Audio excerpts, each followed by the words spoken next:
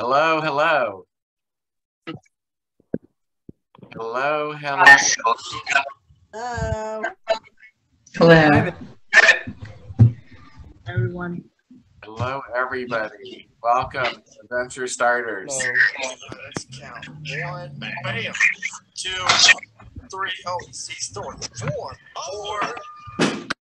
Okay, I'm muting everybody just so that we can try and keep the room controlled. If anybody has comments, you're welcome to unmute yourself to make a comment. I just want to make sure the room sounds mostly quiet and organized. I want to thank everybody for coming. This is a new time that we're experimenting with just to see how it's going to work. I'm curious how many people will show up today, and I'd be very interested in feedback, whether you like the earlier time better than the later time. I heard from some of our friends on the East Coast when we were starting at 9 p.m. Eastern time, and the event was getting towards 10:30 to 11 p.m. We were sort of losing a few people. I could understand that. Also, those that were trying to dial in from, for instance, London, it was 4 a.m. their time. So that makes it difficult. And I'm not sure what the right time is for us to hold these events. I want to continue to have them on Wednesdays. So any feedback that you all can provide would be great. Amazingly, I see we're already up to 60 plus people in the room, which is great. And more will probably arrive in the next few minutes. So a very good sign that we're doing well as a community. So I want to thank you all again, especially those that are just arriving now. A few announcements before we get started. We're venture starters because we are the people that start ventures. And amazingly, when Luke and I started up this idea, we had nobody that was participating. And now we have over 3,000 people that have registered. I think yesterday we hit the 2,500 followers on the LinkedIn page. 2,500. And we just set up that page about maybe 2 to 3 months ago. It hasn't been that long. So I'm really grateful to all of you. We're over 40,000 views of our replays on the YouTube channel that we put together about 2 months ago. So this is all because of you guys. The fact that you keep showing up, that you participate, it's a testament to all of you. And that's why we're a strong startup community. And I hope we'll double and triple, you know, as we grow. And I've enjoyed this experience immensely. I want to thank all of you. The rules are very simple. For those that have not been here before, just be nice to everybody. There's no reason, we're not trying to embarrass anybody. Some of our founders are very experienced and can pitch extremely well, and others are going to be pitching for their very first time, or they're still learning to pitch. We're a great place to come and learn and practice. We welcome everybody, no matter where you are on the startup scale. Please, you know, feel free to come and pitch us. All the action happens in the chat.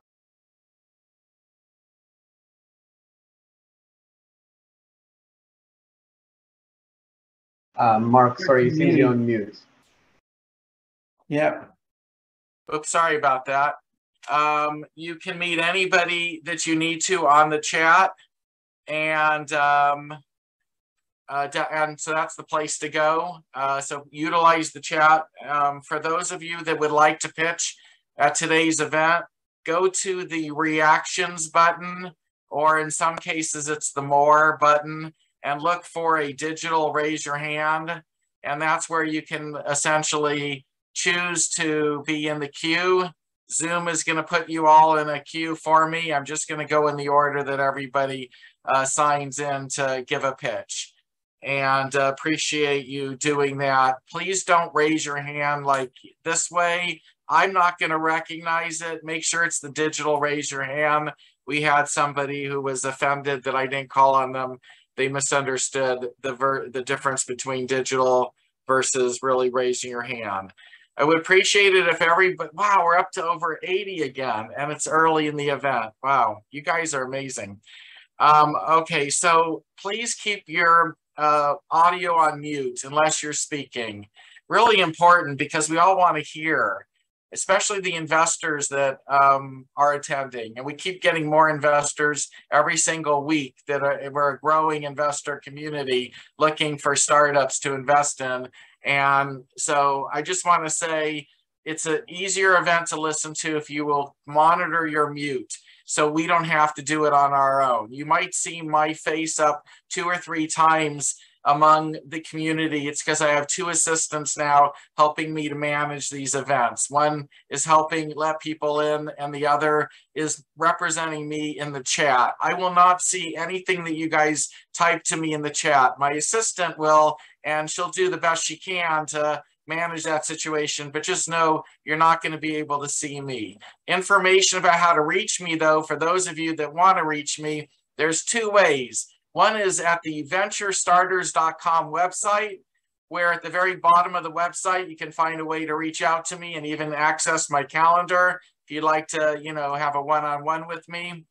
The other is, you'll see it in the chat. It's venture1starters@gmail.com, and you can reach me that way as well. Not sure if Alan Gilbert is here today, but he was a co-sponsor of this event. He helped invite about 1,000 people in his first connections to at least learn about our event. And I want to thank Alan for doing that. And anybody else that would like to be a co-sponsor of future events by inviting 1,000 of their first connections on LinkedIn to a future event, just reach out to me and I'll show you how. It's very easy, and we could use the help. LinkedIn allows you to do that 1 time a week, 1,000 invites. They'll let you know if you invite more than 1,000, but you certainly are allowed to do 1,000 per week, at least with regard to an event. It may be different for other things you might do on LinkedIn. I also want to encourage those that are interested in doing the full pitch with your slideshow, which I loved seeing as well, although this event is just elevator pitches. If you'd like to do the full slideshow, there is another event that I'm associated with and I like to promote, which is called Startup Right. Not sure if we have Nick or Anna here in the room, or Luke that might want to speak about Startup Right real quick. Yeah. Yep. Perfect. Anna's here. Please, Anna, take it away for a moment. Hi, everyone. Thanks so much, Mark, for giving me this opportunity. Anna here at startupbright.com. We also organize pitching events, as you've already heard from Mark, and we are though allowing for more personalized conversations between the founders and the investors. So our next event is actually going to be on the 13th of October. So I can post in the chat our registration site. We offer services for startups like interviewing the founders, building their startup online profile, and also presenting them in front of about 200 investors. So that's all from me. Thank you so much again, Mark. Appreciate that.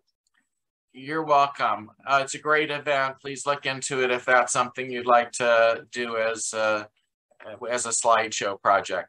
Okay, so let's get started. We already, wow, we have a very nice audience for today and it's growing. So we'll certainly have over 100 people who will drop by this event, which is great. All right, up first is Chad Walker.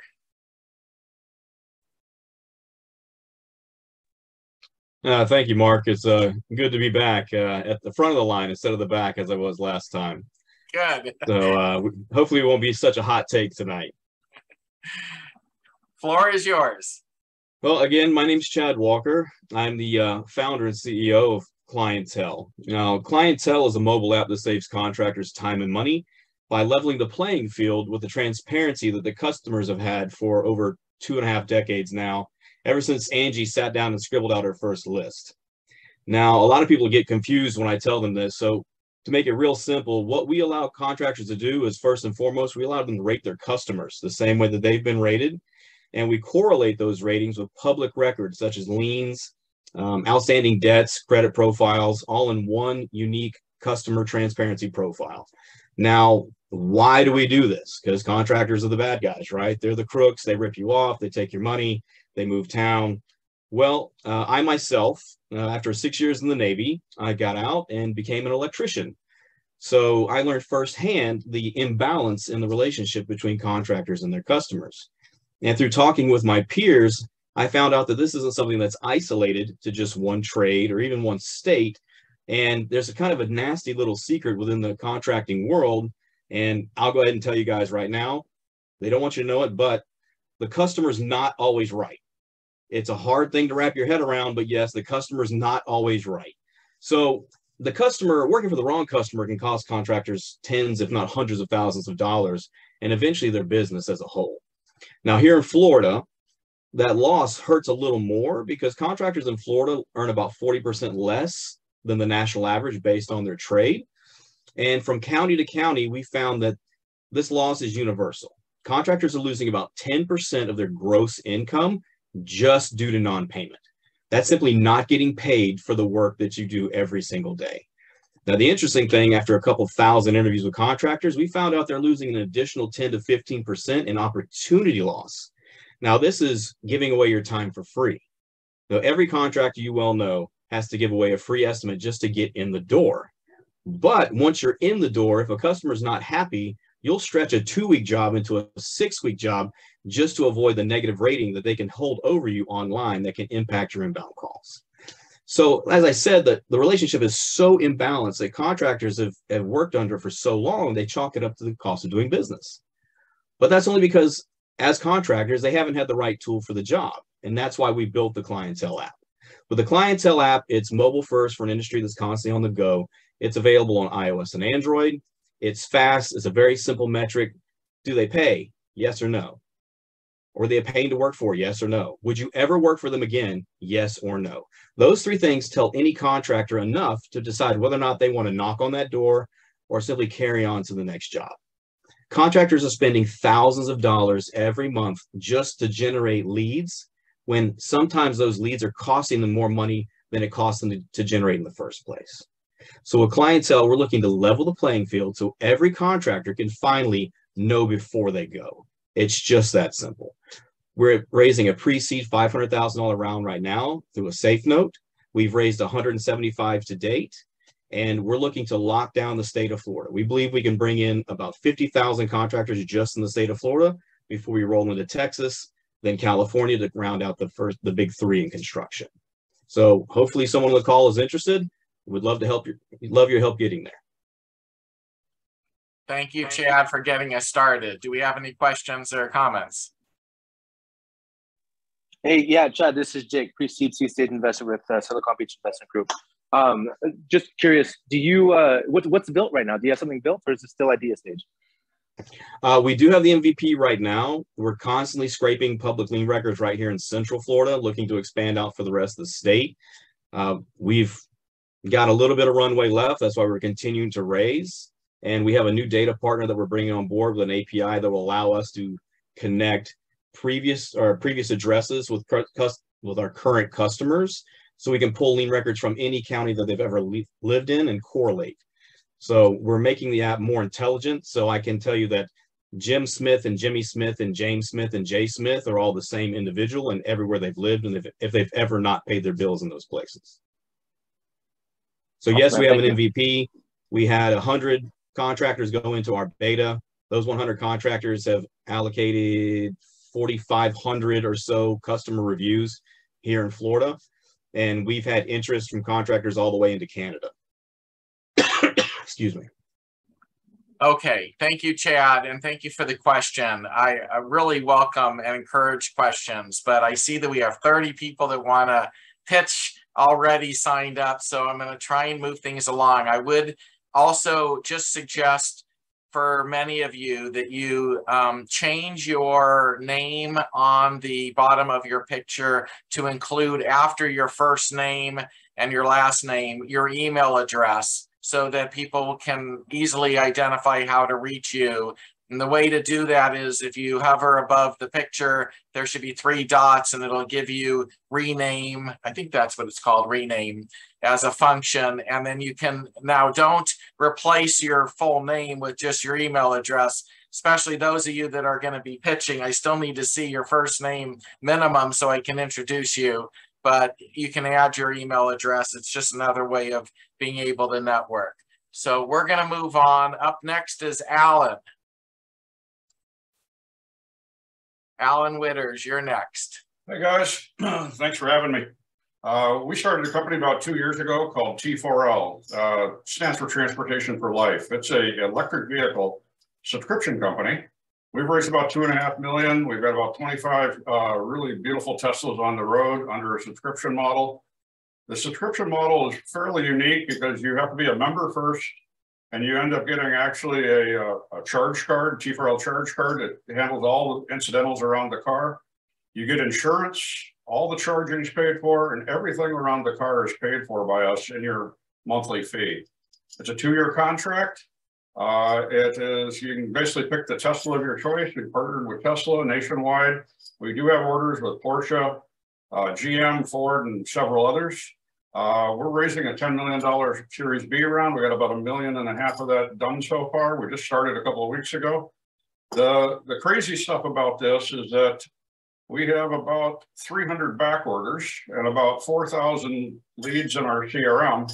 And if we have enough capital, we could probably put $1 billion of cars out there in the next 2 years. So it's a crazy growth problem to deal with right now.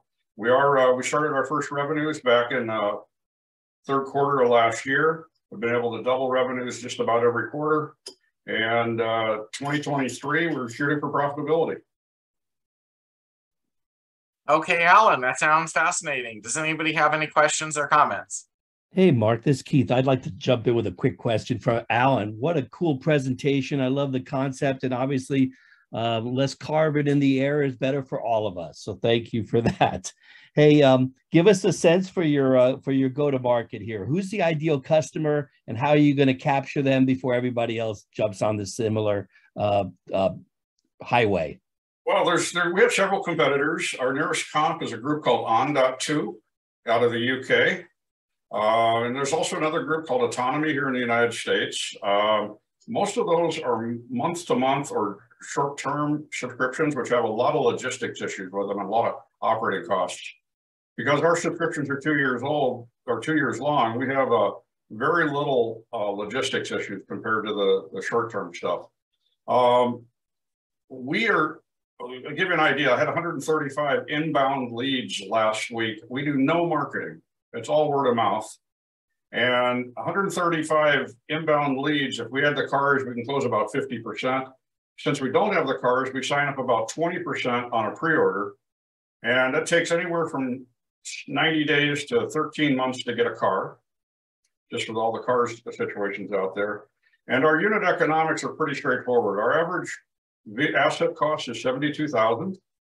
Our income is about $1,460 a month per asset, and we have a 60 to 63% gross margin. So this is all about managing the cost of capital. We've got proprietary software called a Secretome that handles about 850 different model option combinations right now, and it underwrites and actuarializes almost basically like an aircraft management company does, all the reserves tied to every vehicle. And that's continually updated basically every week with new costs all the time. You didn't give me an exact answer to the question, but I think it's just because you got a lot going on. What's your real competitive differentiator then? Oh, our service. We're the best of service, 7x24. We save our customers 40 to 50 hours of time dealing with car issues on an annualized basis. If you value your time at anything, we make you money. Okay, thanks a lot. Okay, I have a question. Go ahead. Yeah, how's it going? This is Duran, managing partner and CIO of M&D Ventures.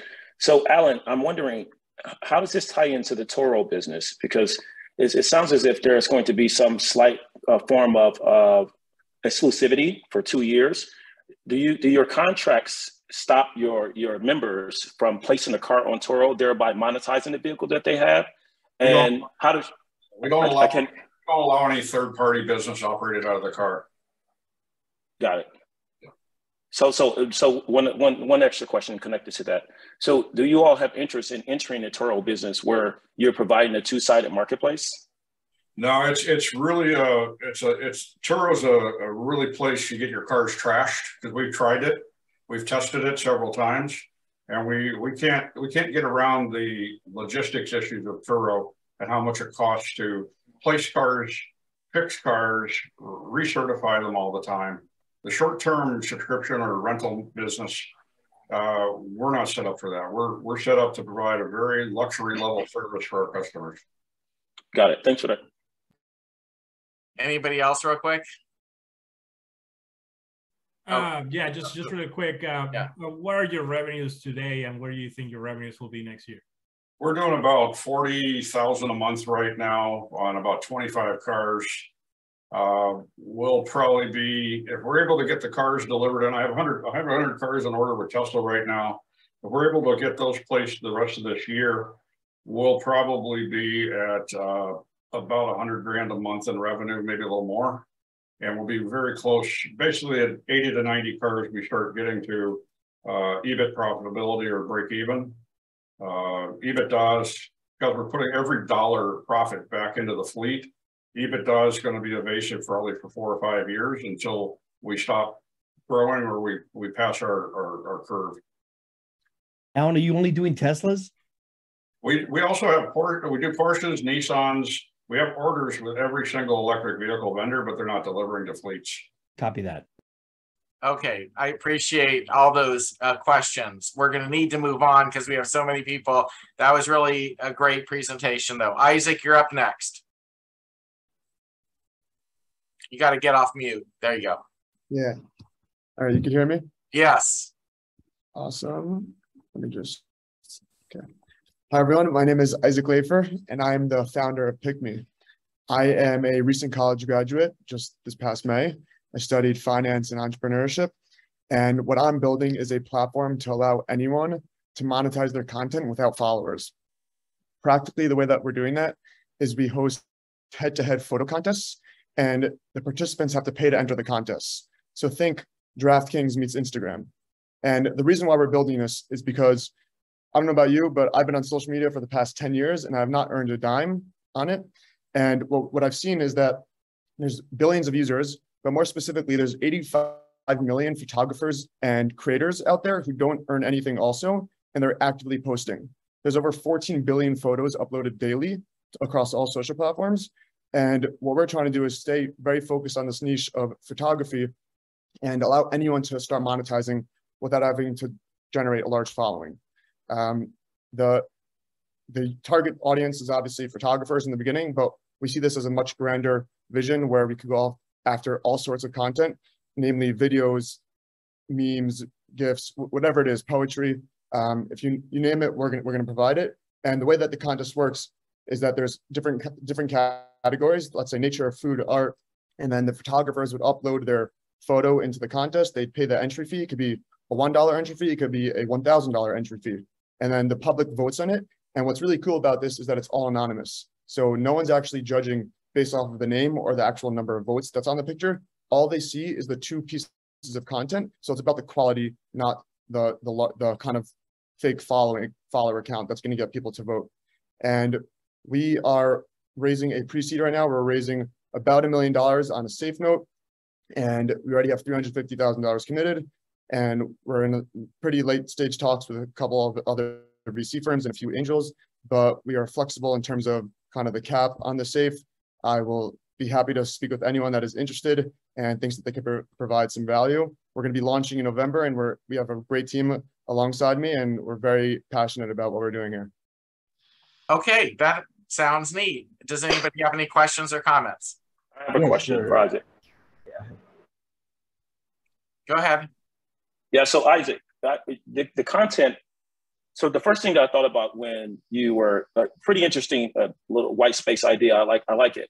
But the first thing I thought about was the 80-20 rule, that Pareto's principle, that most of the output is going to be represented by 20% of a particular environment. And the other thing that I thought about when you continued to speak was the idea of how people repost others' content. So if you're not verifying these individuals, like how would you know if I post a TikTok and then someone extrapolate my audio from my TikTok and then post it to your platform and thereby receive the benefits from it?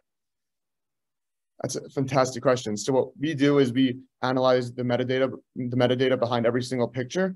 Eventually, when we add video and other stuff, we'll make sure that it's more secure. But with photos, we track the metadata to ensure that the photo is actually uploaded from the user's phone, and it wasn't a screenshot and it wasn't sent to them via either a message or an email. And it was actually that person that took the photo. Okay, anybody else? Yeah, sure. I wanted to ask, like, how do you work behind the scenes? Like, do you have any brand integrations for the creators, or how do you actually pay them? So from where do you source the money for that? So the creators, where we're getting them is we actually have a few top tier photographers on our team that are based in New York. And they have a pretty deep network of photographers. And we already have 13,000 followers on Instagram. We also have we have a very good partnership with a few other athletes and celebrities that are going to help us get the word out there. And we just secured another partnership with a pretty. No, I'm asking about the revenue models. How do you generate the money? How do you generate the money? Oh, the revenue model. So, great question. Okay, I thought it was something else. So the revenue model is we're taking 10% of every contest. And really, this is just stage one for us in terms of the revenue. The way that we see it is we're also going to be building a marketplace into the platform where we're going to be taking 10% of every single transaction there. And then there's also a very strong B2B model that we're going to be running where we'll allow companies and brands to sponsor contests. And think about Adidas or Nike running a contest where they're unsure about which shoe they want to launch next. So they would upload pictures of two different models of shoes, and the public would vote on it. They'd be able to tell which one that they should be launching with. And now they have a lot of people that are very excited about their new product. And we could do this with various different products and companies. So there's a B2C play, and there's also a B2B play in the future. Got it. But it's still going beyond this limit of the photography or some other regions. So there might be issues with the like the content rights that my friend told, like who's owning the content. So scanning that might be a bit issue for you. So how do you cope up with that? Yeah, well, that's why we're tracking the metadata. And again, this is pretty early stages, but what we're doing can easily be manipulated. All the metadata can be manipulated, or something else can be manipulated. You know it better. So how do you protect that? Yeah, so we're looking to all categories. I myself not technically, I guess, capable. I have my CTO who has 30 years of experience that most certainly can answer this question more confidently than I can. And I'm not going to lie to you. I don't have that tech background, so I'm not going to make up an answer, but he would definitely be able to speak to it. He's built several startups. He has 5 patents to his name, so I'd be happy to put you in touch with him and let you know how he's. Sure. Thank you. Okay, I think we're gonna have to move on just because we have so many people that want to pitch tonight, and that was great to hear, Isaac. I don't know if you know about What's Around, but if you'd like to meet the founder of that company, I can set you up. He might have something to offer you guys. Up next is Asham. I'm so sorry, I'm probably mispronouncing your name. Please tell us what your real name is. It's Asham. Thank you, Mark, for having me here. Hello, everyone. It's exciting to pitch in front of the great people. It's great listening to everybody else as well. This is Asham. I'm based in Pakistan, having 12 years of experience in software industry, including some various startups, US, Canadian, and Saudi Arabia based. Pakistan has the 37th largest e-commerce market with 5.9 billion revenue in 2021. We have almost 220 million population with 10 million plus retailers. Most of them are not even registered and they don't have any digital presence.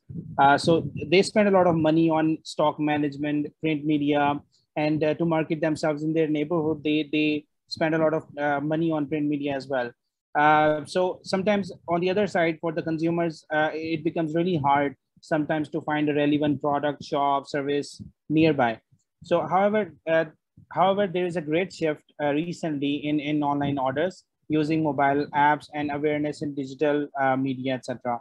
So to cover all these problems for retailers and consumers, we decided to build a two-sided solution, which is an automated SaaS AI-based solution for vendors and hyper-local commerce marketplace, which is a product and shop finder app for consumers with various other features.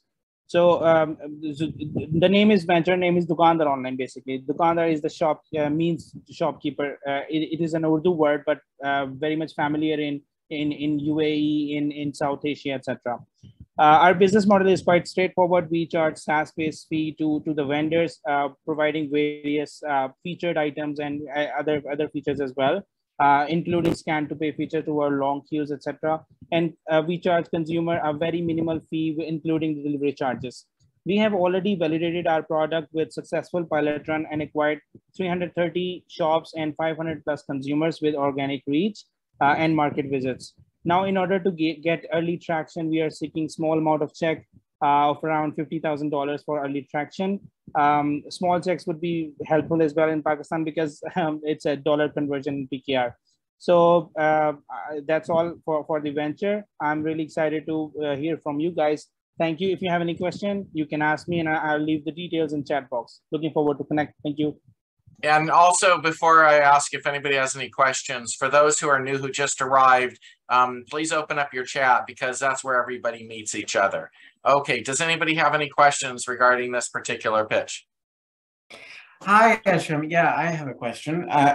I'm not sure, like, have you looked outside of Pakistan for potential investment as yet? Because I do think I know some people based in the US who would be interested in this kind of project, looking at it from a social impact angle. So I'm just curious where you are. Have you started? Right. Yes, Blake, thank you for asking the question. Yes, absolutely. We have started looking into it and we have started sending the pitches to different people.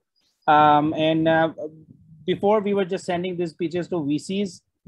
That was our mistake basically. And we got a lot of responses. That model is very impressive, but we invested $1 million and yes, more bigger checks. So then we started communicating with angel investors. Few meetings are aligned next week, and I'm really hopeful. Let's see. I think I might be able to help connect you to a couple more interesting possibilities. Have you ever heard of Techstars? Yes, I attended last week session of them. And by the way, I just got recently accepted in AI/ML Reactor 2022, which is co-led by Amazon and Ifni. So I am one of those I think 5 to 6 top startups out of 250, which are selected. So really hopeful that it will make a difference. Nice. I think I might be able to help you. Please connect on LinkedIn and we can move along, I suppose. Yeah, Blake would be a great resource for you. Okay, I'm going to have to move on because we have so many people that want to pitch tonight, which is fantastic. Dahl, you're up next. Wonderful. Dahl Witters, it's a pleasure to meet everyone, and I've just posted our company's information there so you can reach out to us. We are a Denver-based team of 4 co-founders. Our company is called Terranexum. We are engaged in the business of providing solutions for cities and utilities to achieve their 3 to 5 year decarbonization goals. We're offering a quantum for climate solution using quantum computing to solve this very impossible optimization problem that would need to be solved in order to achieve very rapid timelines for progress, get the energy transition underway, and help these cities and utilities achieve their goals at minimum cost. We have been raising since August. Our ask was 800,000 or 800,000. We are looking for investors right now. We have had some on board. We're in the process of getting our customer engagement as well as letters of interest. We have a few already. Demos already done. We have that available. We are looking to serve the local area and then move forward with regard to US, Canada, and European opportunities, and perhaps also Australian opportunities as well. Our solution has a timeline of basically looking within the next 3 to 5 years of how we can onboard energy, renewable energy, as well as carbon sequestration and removal resources to perform an integrated solution such that people can achieve their time, their goals in an adequate amount of time and save on funds. Right now, many different industries are trying to decarbonize. It's a good thing, regardless of where you are in the process. There's still a need to have a solid plan and to see where you can save money. So I encourage everyone to reach out if you like. We have a solid team of co-founders, various like 20, 30 years of experience each in their areas of expertise. We think we're the ones to solve the problem because it hasn't been solved yet, and we have quite a bit of experience and capabilities and connections. Thank you. Nice. Anybody have any quick questions? It's not a question. I just wanted to ask Dal, are you in touch with Local 2030? We are not actually. I will definitely look that up. Yeah, Local 2030, it's an international movement, and it's all about that and everything happening on a community level from a green standpoint, cities, all of that. Wonderful. Good suggestion, Leslie. Appreciate the feedback. We're going to move on. Ash is up next. Thanks, Mark. It's great to connect with so many incredible founders and investors here. I'm Ash, founder at White Label, advert games for businesses. So previously I shared how boring ads are. Even though they're boring, they used to work till last year.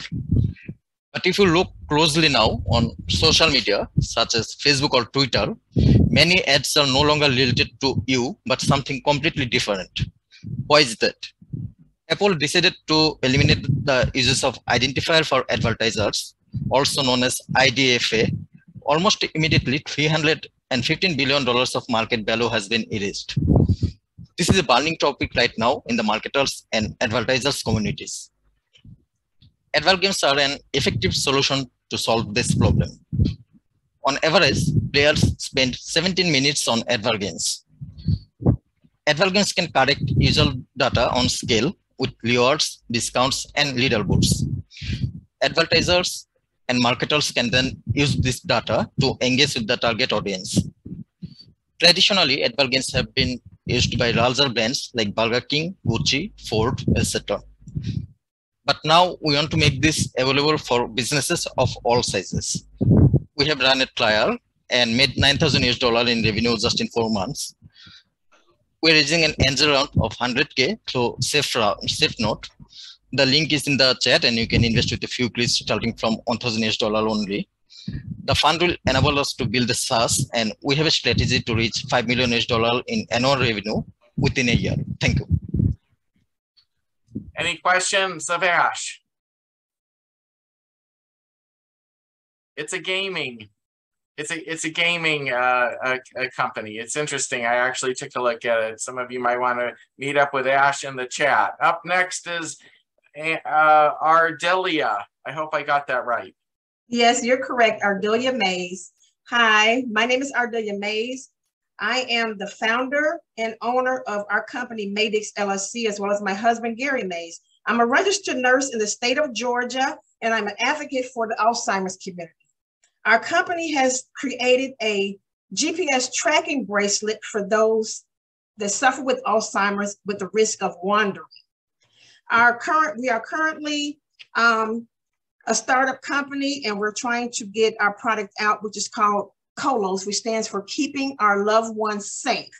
It's a GPS tracking bracelet, again, for the Alzheimer's population. Unfortunately, the Alzheimer's population is growing rapidly in the United States. And there's 6.7 million Americans aged 65 and older, which are currently living with Alzheimer's, and is expected to increase by 6.7% in the next 5 years.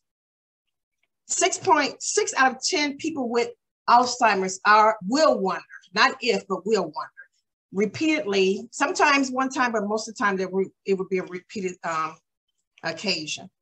Our solution for this problem is we want to leverage leading technology through innovation and market awareness to save lives, create a market, and enhance the health-related quality of life. Our GPS bracelet will help reduce the time required to find missing individuals with Alzheimer's and the costs associated with search and rescue operations. Our bracelet is simple in its design, is sleek, comfortable, sturdy, and lightweight. Our features include geofencing, real-time GPS tracking, a heart rate monitor, is waterproof, tamper-resistant, and it has a one-way audio speaker, It uses Wi-Fi, Bluetooth with an easy to use app. But what's different about our bracelet is we have a customized security clasp on our bracelet. The reason for the importance of the security clasp for our bracelet, because many with Alzheimer's and other cognitive impairments have a tendency to remove items. So if the device is removed or lost, then the caregiver or the family member will lose contact and will not be able to track that person. So that is one of the our biggest differences between what's out there on the market right now. Okay, so the global wearable technology market was worth $115.8 billion in 2021 and is anticipated to see $380.5 billion by 2028. Our target audiences will include the Alzheimer's facilities, hospitals, doctor's office, nursing homes, senior communities, and any other healthcare facilities. We have raised $60,000 between friends, family, as well as ourselves, and we use that funding for our proof of concept. We've also had a design patent. We have a trademark on Colos, and we also used it for a couple of trade shows and a little education for ourselves. We are asking for pre-seed of $500,000 to be used for further product development, which include hardware and software developing, manufacturing, legal costs, and further marketing. And we also need financing to initiate a small production run. So please join us on our quest as we strive to keep our loved ones safe and become part of the fast-growing global wearable technology market. Any questions? Excellent. Sounds like something we definitely need. Anybody have any questions? Yeah, I have a question. Boom, mic drop. Yes. Am I audible? Yeah. Yes, Hi. Thank you. Hi. Yeah. Hi, how are you doing? Have you all considered crowdfunding platforms like Start Engine? We tried one, but it wasn't successful. I think we just need more direction as far as to run the crowdfunding. Yeah, I think it would be something interesting that you may consider, and specifically with you being able to tell the story and people buying into that story, it would also create an equity structure for you where you'll have enough time to leapfrog yourself to traditional institutional investors, where you can prove out your concept a bit more. Because when you say the proof of concept now that you're in is more so of the pre-ideation stage, and then you want to get to the execution ideation stage. And I believe that the crowdfund platforms can help you do so. So send me a message. Are you on LinkedIn? I am. Yeah, so just you can go to durandavis.com and that takes you directly to my LinkedIn, but I'll post it again in the chat and then we can talk offline. I know a few entrepreneurs that have successfully created several crowdfunding platforms that I can connect you with them. Nice. Okay. Good advice. So much. Excellent. Anybody else have a quick question? Yeah, Mark, I was going to ask, I love the presentation. I love the concept. It sounds like you're right, Mark, when you said we definitely need this too. What is your feeling though about, is your vision for this to be the manufacturer that delivers this brand and develops this brand and brings it to market and sells millions of these things? Or is your idea more of, we're going to engineer this and then give it to somebody else who can do large scale manufacturing, distribution, and marketing? Okay. Really, we're kind of looking both ways. Either or would fit within what we're looking for. You are far from the mic. We cannot hear you. You're far from the mic. He can't hear you. Come up a little bit. Oh, I was saying either or. We're kind of open to either. Could you hear me? It's out. Yeah, no, we were able to hear you that when you moved closer to the microphone. I think there's a number of people that are interested in meeting you in the chat and maybe outside of the event. So I hope you get the, advice and connections to pathways to money through our event. That would be great. But I do need to move on because we have so many people who reach out to me, Ardalia. Thanks. Yeah, okay, thank you. Yeah, everybody who asked a question seemed to have viable information for you. Up next is Eric. Hello, everybody. By the way, amazing founders so far. So, like having to follow them, challenge accepted. So let's see how this goes. Hi, I'm Eric. I'm from Tallinn, Estonia. Australian living in Estonia, but that's a long story. We don't have time for that. I'm the CEO and co-founder of a company called Snacka. Snacka is a Swedish word that means to talk, chit chat, or banter. And basically what we're doing is we're building the future of online communication. So I don't know if you know, Skype came out of Estonia. So people are calling us Estonia's next Skype. I think they're wrong because we're actually better. And we can back that up. We can send audio and video over the internet 10 times faster than every other company on the planet. I'm not just saying that, you can test it. Not just do we send audio and video faster, we use 67% less bandwidth when we do that. So for emerging markets, this is amazing. And we do that fully encrypted. So unlike companies like Zoom that kind of unfortunately had to pay 85 million in fines because they, I think the word that was used by the article was they lied about encryption because it wasn't that they got hacked. It was more that, hey, like, whoops, we know the performance was bad when you had encryption, so we just removed it. And now they're trying to backtrack and fix it. I'm glad they're fixing it, but at the end of the day, we don't have to do that because we have this better performance. So yeah, that's basically what we do, where we raised a 250K round basically here in Estonia, like back in December. That enabled us to get from basically 2 guys and a deck and some technology to a working product and MVP. We're live on Android. We're also available on iOS on test flight. So we invite you to try the product. And if you're excited to join the journey, then we can chat further from there. So open to questions. That's very interesting. Does anybody have any questions? Yeah, I do. I'd just like to check, have you... We've lost your audio. Audio went out. It's still out. For whatever reason, we're not hearing you. Yeah. It's a this wouldn't happen with Snacka, is all I'm saying. That's a good one. That was great. Oh, perfect timing. Okay. Next, can you hear me more? Hello. That's what we do. But feel free to reach out to me. I'll drop my details in the chat. So, perfect. I have a question for you, Eric. We can have a call. Oh yeah, go ahead. Go ahead. Hi, Eric. Yeah, nice presentation. By the way, I like your logo. It's a really cool logo. Yeah. So what's the core? Like, what's the core technology? Because quite oftentimes when I talk to founders, they're really good at explaining their feature, their product, their platform, but not like the actual core technology. And is it proprietary? Yeah. So 2 things. The core technology comes out of the gaming initiative, and we have exclusive use for that in the video conferencing space. My co-founder is the inventor, but because of restrictions related to the gaming initiative, it's not owned by Snacka, but it has exclusive use of that tech, and it is patent pending. So that's the tech that we're leveraging basically. And this because it's exclusive to us for video conferencing, the other company cannot license it to Zoom or Microsoft or anyone else for this use case. So we basically dominate that use case. Yeah. So Eric, really fast, I'll make this really quick so I know it's a lot of people. Sure. That question more so is, because I'm a software engineer, more so, okay, we've utilized Java to create a pathway whereby dynamic, I can explain that. fencing, the core technology. Yeah. It's a protocol. Okay. It's a protocol change. So basically we've changed the transmission level on the protocol. We modified codecs as well. And there's a combination of that codec modification as well as the protocol layer change that enables us to produce these results.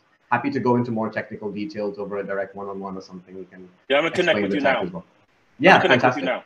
Eric, just really quickly, really quickly, can you talk a little bit briefly about the team that you're around with, like their background? Just so we know. Happy to do that. Yeah. So my co-founder, he's masters in computer vision and algorithmic optimization. He has a VR patent to his name that's been successfully issued a few months ago. So it was a patent pending before. This patent this current technology we're using at Snacka is also patent pending, but it's about a year behind the VR one, basically. So that's my co-founder, and then myself. I have a business background, mostly in the tech space, but I was a recovering finance person, then moved into tech, and then moved into startups. So that's kind of my journey. We also have some brilliant, tech folk from this part of Europe as well working with us, including an ex-NASA contractor who, is from New Zealand. So, we've got like an international team. And we're about 8 people total, startup and various different backgrounds as well. And yeah, looking to expand that team size out as we finish this round. We're raising, I should have said as well, we're raising 1 million right now for this current round, and it's valuations to be discussed, but we're aiming between 7 to 10 million on this valuation. So yeah. Okay, sounds fantastic. I'd actually like to see a deck myself. I may not. Yep, I dropped that in the chat as well for anyone who's interested. Perfect. Yeah. Okay, we're going to move on. Next up is John. Hi, everybody. How are you? Make sure everybody can hear me. We can hear you. Wonderful. I pitched a couple of weeks ago, and I'm actually going to try and update. I'm updating my pitch a little bit, and I have an announcement to make as well. So I guess I'll start with the pitch. My name is John Ireland. I'm the CEO of Ntp Technologies. Ntp Technologies is on a mission to reduce and eliminate synthetic nitrogen-based fertilizer, thereby reducing CO2 emissions and also reducing water and agricultural soil pollution. Ntp makes a machine that produces salt-free, 100% organic nitrate fertilizer at a lower cost than bagged synthetic nitrogen-based fertilizer, which is used worldwide by farmers in any agricultural operation. Our machines have been thoroughly tested and proven in early trials to produce nitrates sufficiently. Our machines are rented to farmers to operate on-site, eliminating transportation and storage costs, as well as other supply chain costs. Each of our rented machines can reduce about 50 metric tons of CO2 equivalents per year, while simultaneously cutting the farmer's cost of nitrate fertilizer and further improving the organic profile of their operation. Our initial target go-to-market for our machines include North American hydroponic farms, vertical farms, and organic farms, which currently purchase over 2 billion of nitrogen-based fertilizers per year domestically, which is about 1% of the world fertilizer market.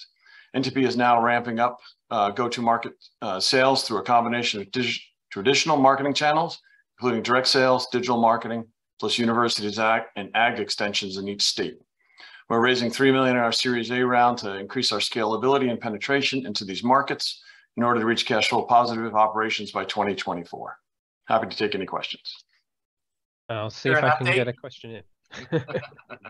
Is my audio working? It is. Great. Okay, because I want to ask you, how do you calculate your CO2 emissions there? Is it based on the transportation of the bagged nitrate fertilizers and the difference in the manufacturing requirements for energy?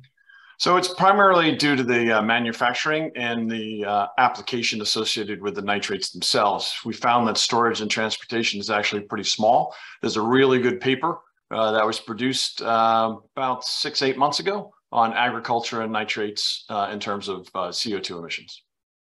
Thank you. Anybody else have a question, comment? John, we're going to move on. You can meet. Well, actually, I just want to make, can I make one announcement? First of all, I want to thank the people that reached out last time. And the other thing is we actually just won the Clean Tech Open semifinals, regional semifinals, and we're going on to nationals in California at the end of the month. Nice. Congratulations. Thank you. We're actually going to be at the Verge conference. I don't know if everybody heard about that, but the Clean Tech Open is doing a lot of presentations there.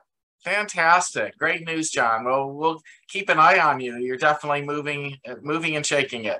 All right, we're going to move on, though, now to Tim. You're up next. Hey, everyone. My name is Tim Havens. I am the founder of Icarus. It is a NFT showcase platform. We are aiming to help seasoned and new NFT artists not only evolve but grow their art through our peer-to-peer rating system. We also want to make sure their art is safe, so we are keeping it as a blackout feature, no screenshots and no screen recordings. We are aiming to be not a marketplace, but we're aiming to be the first place that NFT artists come before they put their stuff in the marketplace in order to find out how well their art is perceived and what it might be doing or how it could be better. I had bootstrapped it, so I'm at my MVP stage. We are seeking around 250K for approximately 10%, and that is what Icarus is. Anybody have questions for Tim? Yeah. Is it just NFT-based art that your platform is for, or would it work with art that isn't on an NFT basis as well? Yeah, hey, great question. Yeah, so we are open to all artists, to be honest with you.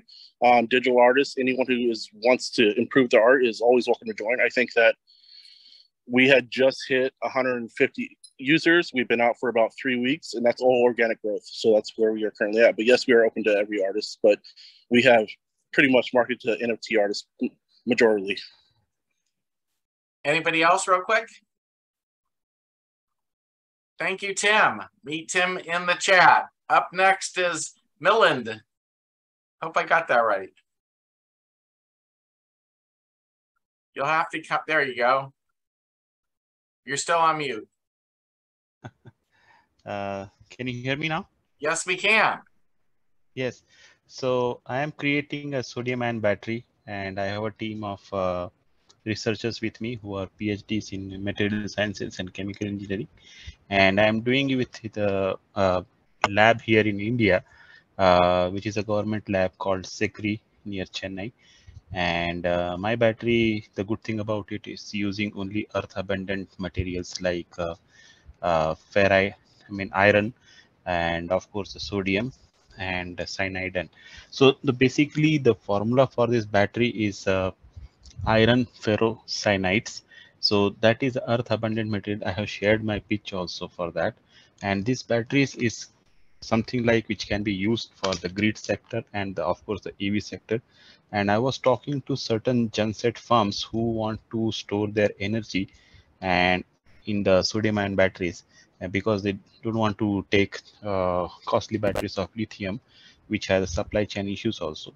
So some of the clients are very interested, but the thing is like I need 150K to start manufacturing these batteries with this lab, and this lab has rented facilities which I can use for a rent to start manufacturing these batteries and start supplying to these clients. So my turnaround time from coming up with the first version of the battery and supplying to the customers will be a bit less. I think it will be like 7 to 8 months. Okay, because batteries can be fabricated in a month, and it takes 2 months time to test it, and then once it goes for manufacturing, it takes around 1 month to get a proper kind of battery lineup because it has to be tested. So that's why I'm just keeping 1 or 2 months as a leeway. So 7-8 months seems to be decent time to come up with a good fabricated battery and well-tested battery. So my battery will have a capacity of close to 150 kilowatt per kg, and this will be maintained for say 800 cycles. We'll try to increase that to 200 in the next version, and yeah, so that's what I try to cover all important points. Happy to take any questions. Anybody have a question? How does that Sure, I have a question. Hi, Millen. I believe I was in contact with your company previously. I spoke to David. I didn't know you existed. I'd like to double check to see where we were because I recommended David speak to a few people, but I'm not sure who he has spoken to and who he hasn't. So please feel free to connect with me directly on LinkedIn.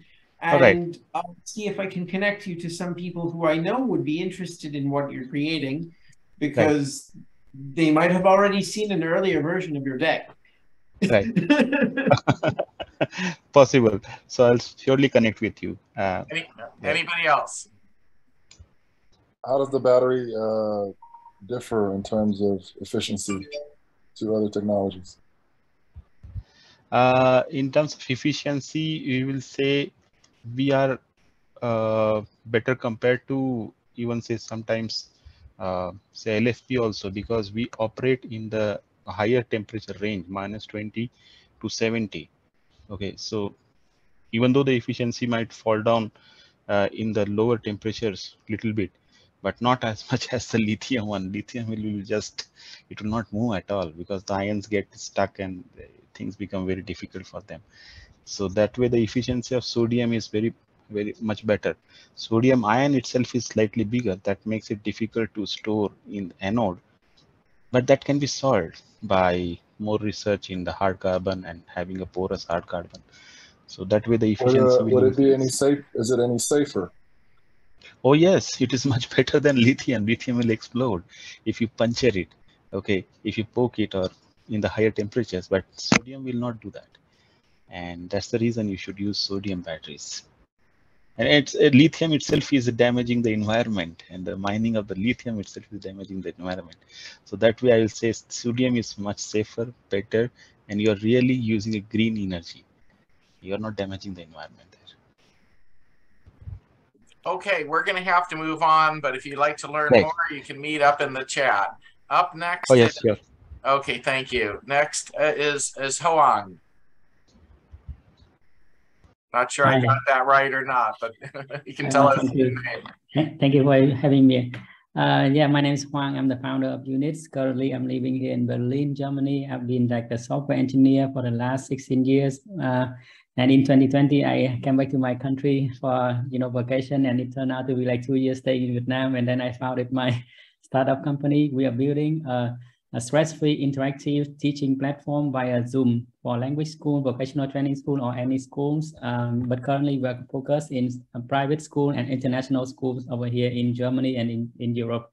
So we experience in the Corona time that there's like a lack of solution for teachers to use in the school, and the lack of interactions. So all of the users groups that we encounter, for example, teachers, students, school admins, and parents all have problems. And with our single platform, which we aim to solve we aim to bring a solution to solve the problems for all the 4 user groups in the platform.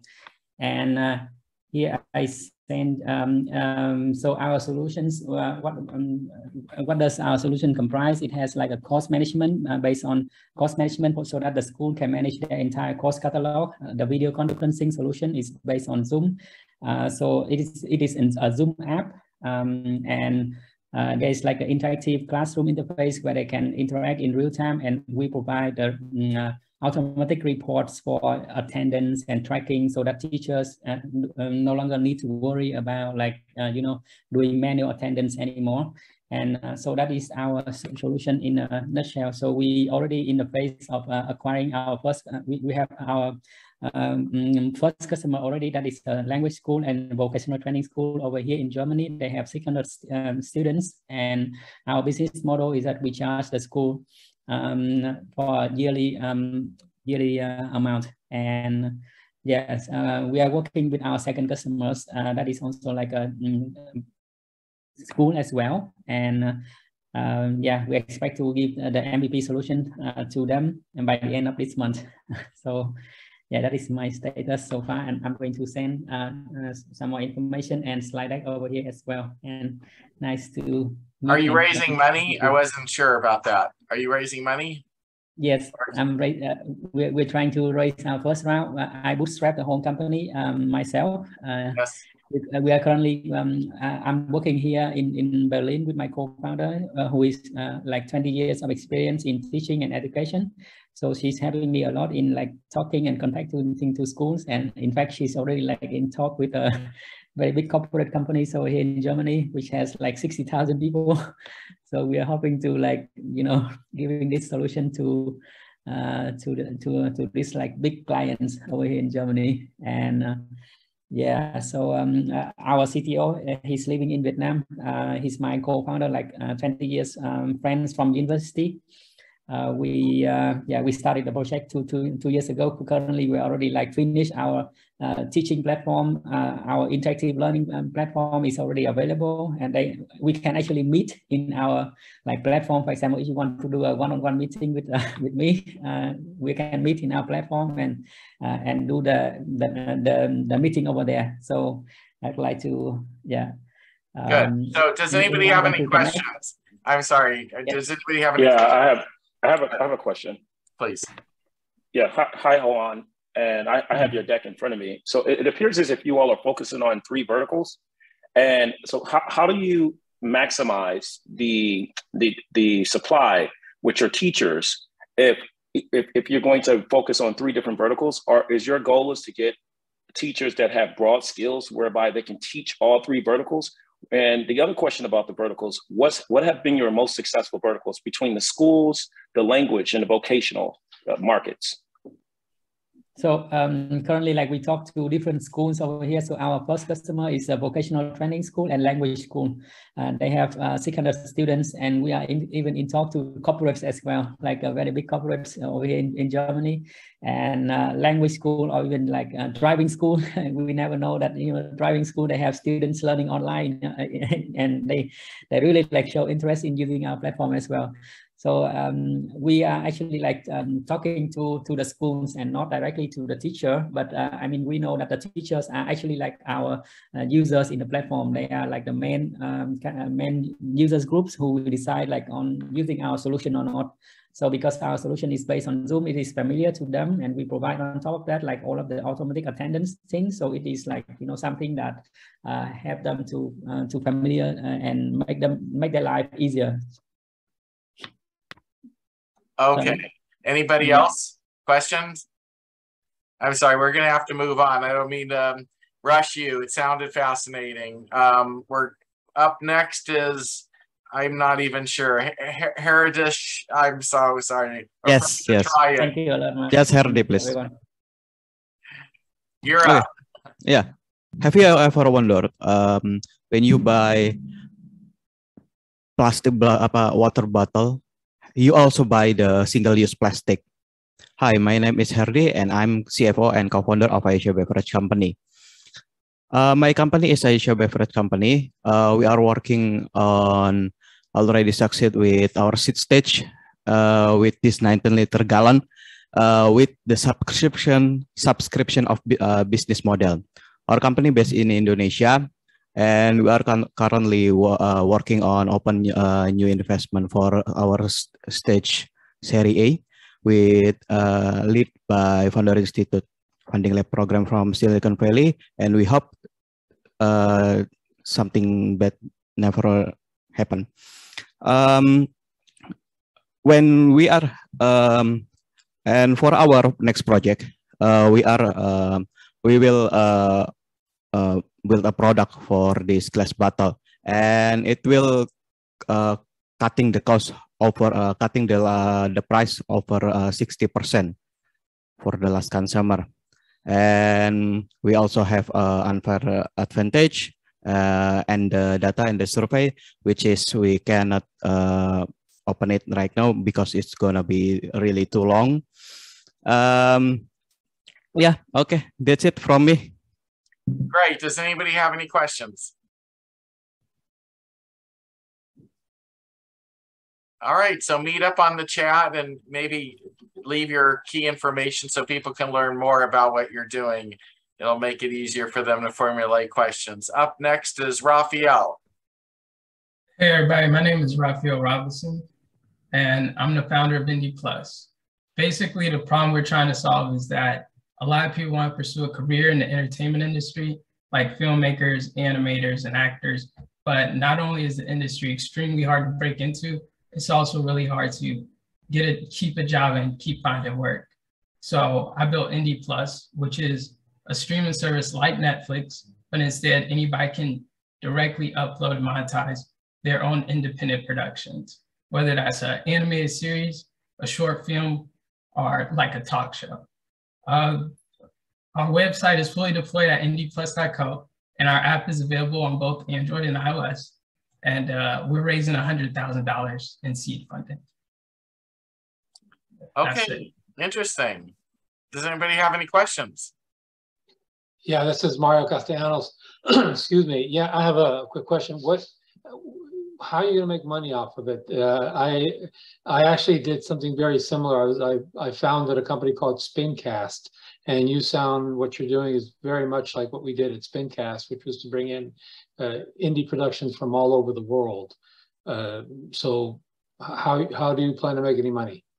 Well, basically, our revenue model is we would sell ad space to advertisers because like people upload their videos and it'll be ads, as well as being an ad-free subscription model so people can pay to watch without ads. And also how creators make money is by selling their videos directly, which the platform will take a percentage of. All right, thank you. So how are you gonna, oh, go ahead. No, I just want to say, Raphael, can you send me your LinkedIn so we can talk offline? I have tons of questions for you. I don't want to bombard you with those questions now. Yeah, but connect with me. I would love to talk to you. All right. Also, Raphael, if you want to do the same thing with me, it's not so much questions, it's a whole lot of tips that I can help you with and save you a whole lot of time and get you that money that you're looking for a lot quicker, hopefully. Thank you. Yeah. Okay, good. We're going to move on. Kent is up next. Hey everybody, my name is Kent Kimish. I'm a scientist and the founder of Molecular Reality Corporation. We are the world's first and only biotechnology gaming startup. We built a single molecule sensing device that we call the Demon 464, and we're marketing it as a gaming console. Players fill a reservoir with their own actual cells and molecules, which are identified and measured using nanopore technology. And this is all part of large-scale experiments across a global network. One of our waitlisters described it as the coolest citizen science project I've ever seen. We'll advance science with games that range from classic arcade-style fun to puzzle, strategy, and role-playing formats. The data collected will enable innovation and discovery across many disciplines, from astrobiology to aging research to genomics. I've got a list of like 30 more. There's just one example. Raindrop Planet, our game of microbial ecology, will allow player scientists to discover, name, and study novel microorganisms that they find in their own backyards. At first, we'll make money by selling consoles, accessories, reagent kits, and professional access to the network of instruments and its advanced capabilities. Later, based on the IP license terms users agree to, we hope to make tiny but cumulatively large royalties from FDA-approved diagnostics developed on our consoles. And further down the road, from shared licensing of molecular therapies and synthetic biology manufacturing methods developed on our network. Our goal is to make the network the most powerful scientific platform ever built, with orders of magnitude more experimental throughput than any single commercial device. We aim to build the backbone of utility scale molecular sensing, allowing regular people to see the molecules inside them and around them. It's hard to overstate the potential impact, not only on the trillion-dollar biotech services industry, but also on culture, education, biomanufacturing, prevention of bioterrorism and future pandemics, and on all of health and care in general. Thank you. Thank you, Kent. Yes, no, thank you. Any questions? Oh, there's I've got some suggestions here. First, are you familiar with Boost VC at all? I've heard of them, maybe. They just opened up. Well, basically, the umbrella organization they're under just opened up a giant fund, one of which has the focus of citizen science. So I think that they would be very, like, I don't even think I need to do a warm intro. I think you can just use my name, pitch them, and they'll be right back to you. But I was also thinking about another possibility. Have you heard of SOSV as well? Yeah, I think I have. Have you been in touch with them? Because you probably should. Well, Blake, maybe you can help work through those connections with Kent and get them connected, because you obviously have some great ideas. Thank you. I'll try to help out. Feel free to connect with me. Yeah, thank you, Blake, for always participating. Anybody else have a quick question? Hey, Kent, this was a great pitch. I love the idea. It's super broad, but I really like the touching in the education. I think gamifying education with your content and curriculum could be amazing. We'll talk around a couple ideas I have that I'll run by you as well. Thanks, Keith. Okay, so we're going to have to move on. Up next is Frederick. Hello. So Hello. I'm Frederick. I'm Dr. Frederick Abramson, the founder of Golden Thread Technology. The worst thing that can happen to an athlete is getting hurt, because then you're out of the game. And that's why Golden Thread Technology is building a digital application that starts with DNA analysis to score relative injury risk to athletes, and then uses AI machine learning-based prescriptive analytics to provide personalized action strategies designed to lower the risks. Athletic injury is way too common. 1 in 8 kids in American sports, which is 3.5 million, suffer injuries requiring medical attention. On the adult side, it's 3 million adults, which is 1 in 12 athletes, require medical attention as an result of athletic injury. The mental and economic costs are astronomical. The biggies are ACL tears and concussion. Turns out your genes impact your injury risks. For example, there's a gene that increases the risk of concussion by 300%. And concussion is the #1 injury to cheerleaders. Genetic variation translates to different ACL tear risks.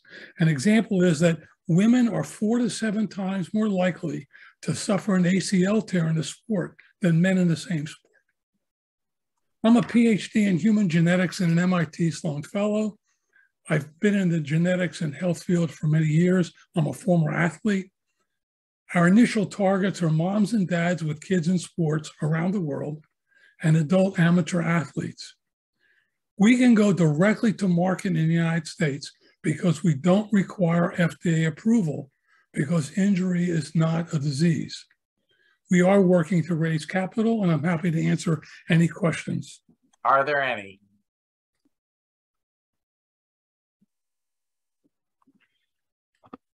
Hey, it's Scott Livingston. Let me just jump in just because I got to leave in 2 minutes. But let me say I'm interested in that guy, the guy before that with the citizen science, and honestly, pretty much everybody who's presented so far. So I want seriously. So I'm going to put my contact info here. I hope everybody should should get in touch with me. But also I want to congratulate and thank Mark because what a great event. And the first one and the first couple you did, but this one beats them all. Congratulations, Mark. Thanks, Scott. But I like that athlete one. Yeah, and I would like also to say that we did a record today, more than 110 attendees. Which are Luxana from Venture Starters here, and we are at the record attendees at today. Awesome. Oh, well, maybe we'll start earlier. And thank you, Luke, for being on top of that. And Scott. Right, but Frederick, get in touch with me.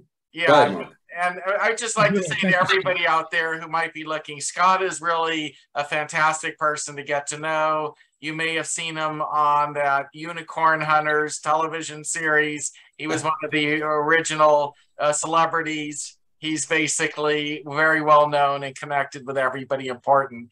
And Scott, I'm glad you showed up today. This is like well, usually you do it at 6 Pacific, and I got to stay up till 9 o'clock. You see me falling asleep here.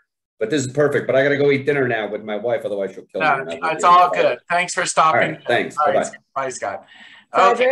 Frederick, just one thing, Frederick, you might consider reaching out to the Epilepsy Foundation and organizations around that, and I can chat with you about that. But head injuries are the leading cause of late onset adult epilepsy.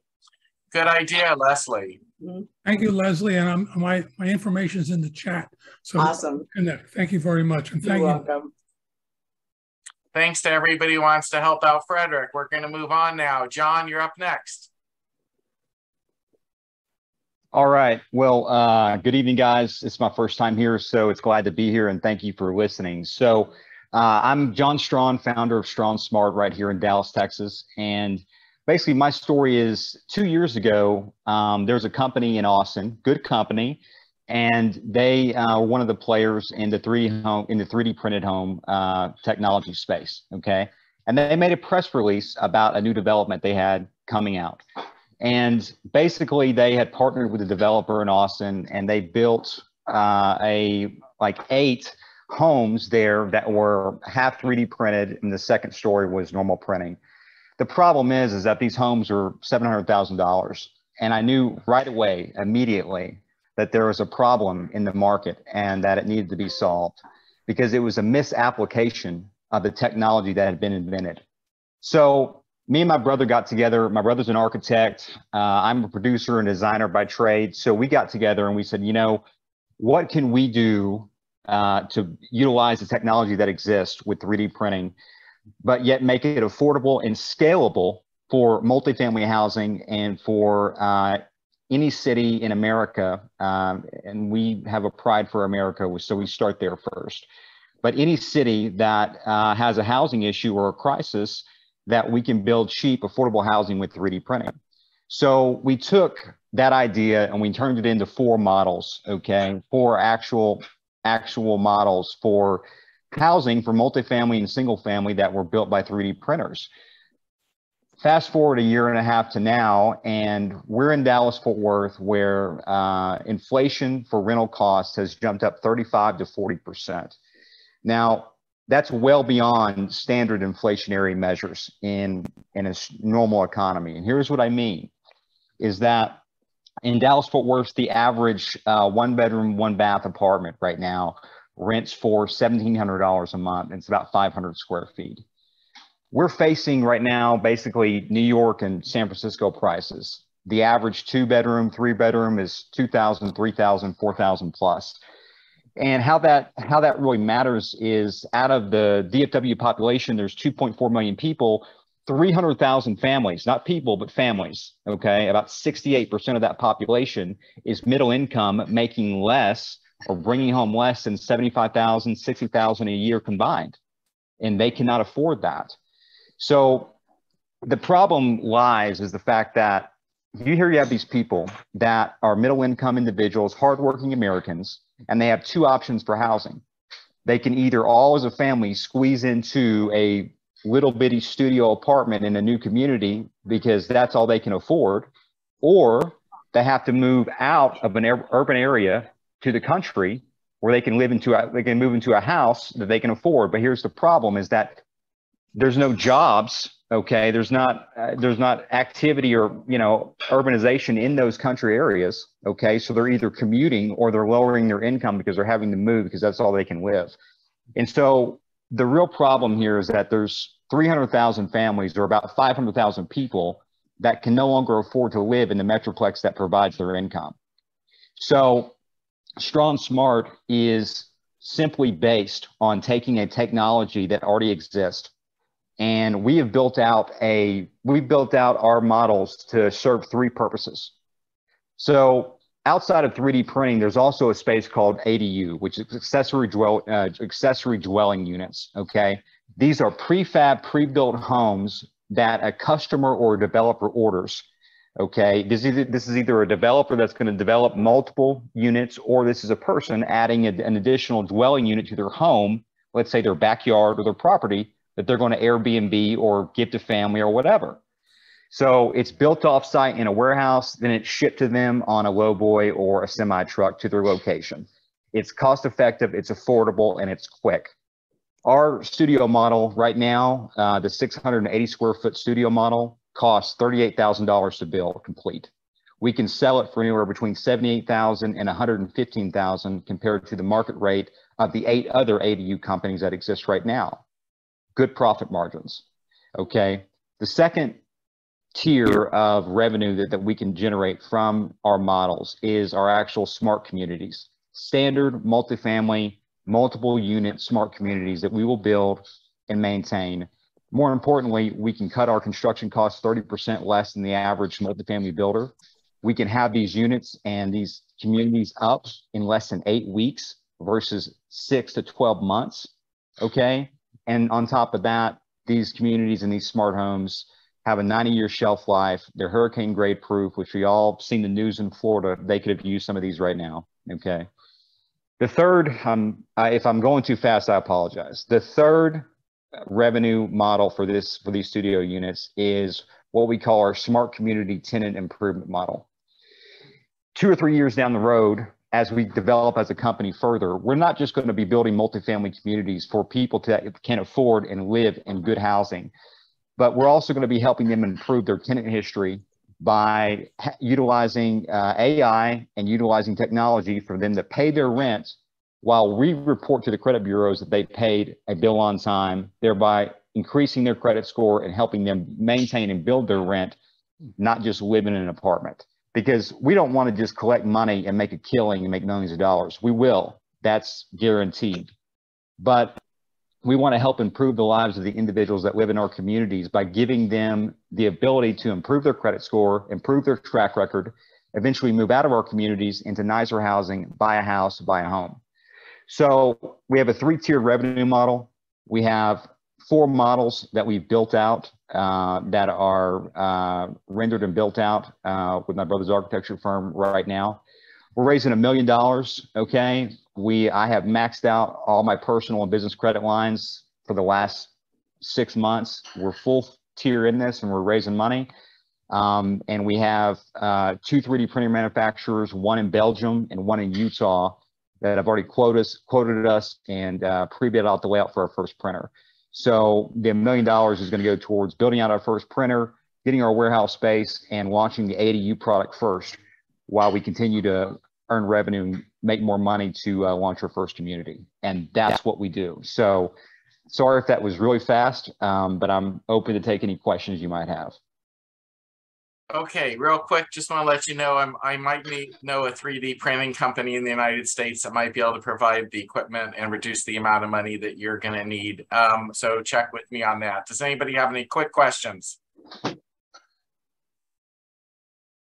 You can meet John in the chat then. John, just for the future, I'm trying to keep all of our elevator pitches to around 2 minutes. It's really hard to do. And appreciate everybody practicing that to the best extent they can. All right, next up is Christine. Oh, good evening. Good Can you hear me? Can you hear me okay? Yes, you're coming in very loud. Okay, I'll turn it down. Yep, and there is also an echo, Christine. There is also an echo in your... I'm not sure why. Is this better? A bit more. Yeah. Turn it down? Yeah. How's that? A bit better. Okay, well, good evening. Everybody has been so impressive that has gone before me. So it's an honor to be with you all tonight. This is my first time presenting. My name is Christine Dodage, and I, along with my team, are parents, advocates, administrators, and tech innovators whose passion for special education initially grew from our own children's disabilities that went undiagnosed by some of the finest school districts in the US. So my outspokenness along the way drew many calls from families across the country, seeking advice on how to best deal with their own children's special education situations. For me, it was crystal clear. There was a massive problem, a parent empowerment problem. Parents just don't know what they don't know. There are currently 7.5 million children receiving special education. Estimates expect there's 3 to 5 million waiting to be identified. So I bring you Sped Connect. It is an education and life management tool to change the narrative for parents who struggle with the challenge of raising a child with special needs, learning disabilities, medical challenges, and more, who either receive special education services or are eligible for them. Few parents are equipped to face the vast mountain of regulations, laws, acronyms, and the paperwork thrown at them. I know, because I was one of them. All of our content will be user-driven. Our mobile tool that is accessible on any internet-connected device gives users a storage place for all of their child's paperwork, doctor's reports, evaluations, goals, objectives, calendars, and also the entire Sped Connect community with all of its robust resources. Parents will be able to easily access and share vital documents when they meet with schools, districts, and providers with the click of a button. Our subscription-based mobile platform with tools for change is a secure and compact tool which will keep parents connecting and continuing to subscribe year after year. We anticipate reaching a 4% or 300,000 user market for parent subscriptions in the first year. Providers will finally also be part of the conversation with their directory membership options. Sped providers will be able to engage, educate, share, and help our community in real time. With unlimited providers throughout the US, from advocates to attorneys to babysitters to therapists, we are predicting to capture about 10,000 various providers for our first year at $79 a month or $799 annually. We, along with our partnered ambassadors with a massive reach and connection with special ed families across the US, are ready to connect, educate, and serve our special ed parents and community of providers who have dedicated their life's work to supporting and serving our children and families. Finally, a place for us all, because together we can. It sounds like something that we need. It's a great idea. Does anybody have any questions? Actually, I do. As a parent to a child with special needs, I can understand a lot of the difficulties that are involved, the amount of evaluations, paperwork, reiterations, not to mention hospitals. So with that in mind, how do you plan to manage a lot of the issues that are also going to take place with HIPAA, any other regulatory and things like that, that are also going to be involved in a process like this, not to mention any EHR disabilities created just in the process itself? So this is going to be a parent managed tool. So they will be in charge of uploading all of their various documentation, reports, and so it's not provided from exactly from the district. This is something a parent would go on and purchase themselves. The team that is building our tech, we have weaved in security that is like future encryption worthy. We have a disaster plan set up for materials for 7 years out. So that is not my arena, and I could probably have you speak with somebody else on my team that can answer that. But yeah, security was obviously, because of what we're dealing with, is of utmost importance. Okay, it does seem like a very worthy startup, and I hope you find the funding to make that one a reality. But we're going to have to move on. Thank you so much. Up next is Madhu.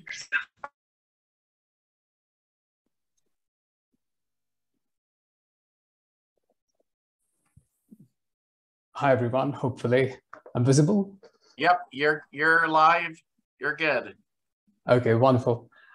So hi, everyone. I'm Dr. Madhukumar Lukesh. I'm the CEO and co-founder of Suncare MD. So Suncare MD is a telehealth mobile app that exclusively caters to sick international tourists and digital nomads in developing countries such as Mexico, India, and Thailand. Before I continue, I just have to mention that I'm backpacking my way through India, so the internet might be a little spotty, but hopefully this works through. Okay, so a brief introduction. I graduated from medical school in June of 2020. I finished my US medical licensing exams and interviewed with multiple residency programs in the US last year. And then I proceeded to drop out of, I decided to pause my residency training to build Suncare MD. So that is where we are. Okay, so with Suncare MD, what is the problem that we're trying to solve?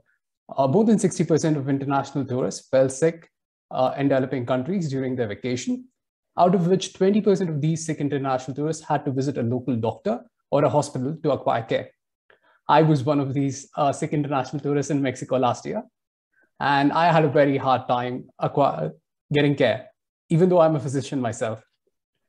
And then that got me interested. So I finished my US clerkships and came back to Mexico for a week, and then started speaking to international tourists over the weekend of Dia de Muertos. So I was able to speak to 104 international tourists who had gotten sick and also acquired care in Mexico. Turns out 90.6% of these international tourists said they lost precious vacation time and a lot of money on prepaid expenses. 85.3% of them said it was difficult to find a trusted English-speaking physician for their healthcare purposes. And then 77.3% of them said they experienced some sort of language barrier where they couldn't communicate with their healthcare providers because most of their healthcare providers operate in Spanish. And 32% of them, sorry, 32.3% of the international tourists said it was one of their most vulnerable or most challenging phases of their lives. So that is the problems that we're trying to solve. So our product is a one-stop mobile app which provides end-to-end healthcare services for any international tourist. Our goal is to enable international tourists to get back to their planned healthcare activities as soon as possible. So what's our value prop? Our value prop is quality assured healthcare, convenient care, and super fast care. So what do I mean by that? So with our app, you'll be able to book telemedicine consultation with trusted, vetted English-speaking local physicians who are trained by our in-house US physicians. And you can do so. You can also book diagnostic tests and medication delivery at the comfort of your hotel or Airbnb. And you'll also be able to do it within 45 minutes. And it's 3 clicks to care. It's 3 clicks to speak to a doctor. So what does it transpire for an international tourist who's sick in a foreign country, faced with an unknown healthcare system, where most of the healthcare providers don't speak their language, right? So that means for an international tourist, he doesn't have to worry about finding an English-speaking doctor or trust the quality of care that's being provided. Since we train all our doctors, the quality of care is assured. You just directly speak to a physician within 3 clicks. And it also means that you don't have to worry about finding a cab or a public transport to go to a local diagnostic chain or a pharmacy to get your healthcare when you can barely leave the washroom. So that is what we're building. I'm open to questions. This is my first pitch, so let's just make it interactive. Fire away with the questions, please. It was a good first pitch. By the way, next month, I'm going to have another life science focused event. It'll just be life science companies. I hope you'll come and pitch for that one. Does anybody have any quick questions? Yeah, Madhu, I have a quick question for you. What markets are you going to begin with? So we're beginning in Mexico in December this year. Our primary target customers are digital nomads. Oh, let me just give you a brief. These are the juicy bits of our juicy stats, right? So there's a very huge digital nomad wave that's going on. There are 50 countries right now which are providing digital nomad or remote worker visas.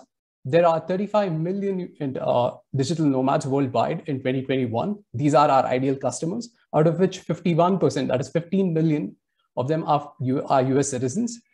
And these digital nomads are typically 32 years old. They do not have any comorbidities, and their annual income is on an average is 120,000 US dollars. So they have disposable income to spend on healthcare, and these are the target customers that are going after in these markets. So we operate in developing markets like Mexico, India, and Thailand. We will start operating in Mexico. Thank you, Mario. And sorry, Keith, for speaking over you. Thanks, guys. Okay, thank you for pitching. I think you did a great first job. We're going to move on to Louisa. Hi, everyone. My name is Louisa Bullock. I am a closet biotech nerd. I'm also the CEO and founder of Secretome Technologies. So we are a regenerative medicine company, and we're at the forefront of cell-free therapy. So some of you might have heard of cell therapy, and that is around stem cells. So I'm seeing a few people nodding. So stem cells are magical, and everything is magic until it's science. So stem cells have the potential to solve so many human problems. So the question is, why are we not seeing wide market adoption of stem cell therapy? It can grow our hair, it can turn back time, it can cure diabetic foot ulcers, it can cure psoriasis, and it can cure rosacea. The list goes on. The reason that we're not seeing widespread adoption is because, quite frankly, they're a bloody nightmare to deal with, right? Stem cells are problem children. They're very high cost to manufacture. They are a nightmare to handle. They're fragile, they're complicated. They have to be kept at minus 80 degrees. You have to thaw them. Once you thaw them, you lose that bioactivity. You lose that regeneration that heals. So we started to think about this, and we're like, it's about time someone solved this problem. It's about time the market was able to adopt this incredible technology that can heal us. So Secretome Technologies has done that. We have solved the problems around wide market adoption. So it's scientifically proven that the regeneration of stem cells does not come from the cell, which we all thought. The regeneration of stem cells comes from the secretion. So if you will, you take these cells, you put them in a cup. Let's say you're making a cup of tea, right? So you tea bags the cells, you put it in your cup, you get a beautiful cup of tea. Well, that secretion, what secretes out of the stem cells is what cures us. And that is the power. That secretion is called secretome. Hence, our company is called Secretome Technologies. So what we do is we take mesenchymal stem cells, bone marrow derived. We are able to grow those in hypoxic conditions. We take them, we then put them into a secret source. We're able to amplify the physiological level, which is your body's unique ability to heal. We spike it up to 100 times physiological level. So basically what that does is it means a little goes a long way. And I don't know whether anyone out there's ever used Brill cream, but a little dab will do you when it comes to this secretome. We then are able to preserve it, because what's the point in having this technology if the market can't use it? So the beauty of this technology is we're able to preserve it into a powder. So it's just a white powder. That white powder retains full biological activity. And we've done studies up to 5 years. So this is room temperature stable, regenerative secretome. Currently, this is a carve out. We're buying this from a stem cell company who have gone through 7 FDA trials. So the stem cells that this originates from has gone through phase 1, phase 2, and currently a phase 3 trial. The United States Navy are currently evaluating the technology, because you can just imagine if you could have the regeneration of stem cells in a little gauze, you put it in your backpack. 5 years later, that backpack's probably been in your car. It's been up to 120 degrees. It's been outside when it's been snowing. You can just tear that open. You can put it on a wound, and immediately the physiological fluid, which, you know, wounds are normally moist, activates the action. But that's just not the only application. It grows hair. It prevents diaper rash. It reverses photoaging. So I know I don't have enough time to tell you all the benefits, but we are a highly skilled board. We have a world-class board. We're very well known in the biotech industry. We're looking for $5 million in a seed round under a convertible note. We have dilutive and non-dilutive go-to-market strategies, and I would welcome anyone to reach out to learn more. Yeah, hi, this is great. This is Mina Abadir. Just a quick question. I've dealt with stem cells and a couple of companies that I had advised on. And what applications, what's the turnaround in terms of FDA approval that you look for? You know, and the last question is what therapeutic areas, because again, stem cells for wound healing and, you know, some of the applications you mentioned are easy, but could you be targeting other areas within the pharma space, like type 1 diabetes? Yes, in fact, my motivation to do this is my son is type 1. And Mine's as well. My daughter, so. So one of the biggest problems in the world is diabetic foot ulcers. So long story short, we are all commercial folks, and I want to be there to enjoy the rewards. So I don't want to go the long FDA route. We are going a 510K medical device de novo route, and this is for impregnated foam for pressure ulcers, diabetic foot ulcers, and burns. But that's just one of the markets. So L'Oreal are interested in licensing this from us for skincare. Again, BARDA and DARPA grants. We're working on that when it comes to the military, but also there's opportunity to license out for rosacea and psoriasis. Our whole thing is to do a quick go to market. And that's why we are licensing this technology for dermatology and for outside of the body. So we don't have to go through a BLA 7 years. Yeah. Excellent. Yeah, I'll just, my name is Mina Abdir. I'll reach out to you through LinkedIn. Appreciate that. Thank you. Any other questions? Not exactly a question, but I would like also, like Blake mentioned, to ask if she knows SOSV, one of the biggest funds in biotechnology. SOSV, I don't know. I'm so sorry. Yeah, it's one of the biggest funds actually that is working in the field of biotech, and you might want to check them out. They might really be helpful. And I have some connections with them, and I might do some intros. That's lovely. If you could please reach out to me on the chat, that'd be graph. Sure. Yes. Anybody else real quick? Okay, we're going to move on. That was a great pitch, though. I really like what you're doing. Up next is James.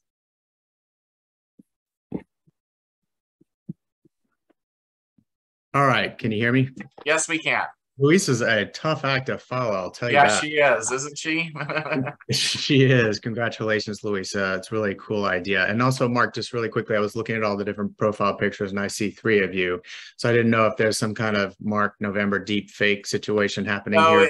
I have 2 assistants and they are helping me manage the event. And that's why you see my picture a few times. But thanks for asking. Yeah, I just want to make sure you were safe. Yeah, I'm safe. All right. Well, hi, everyone.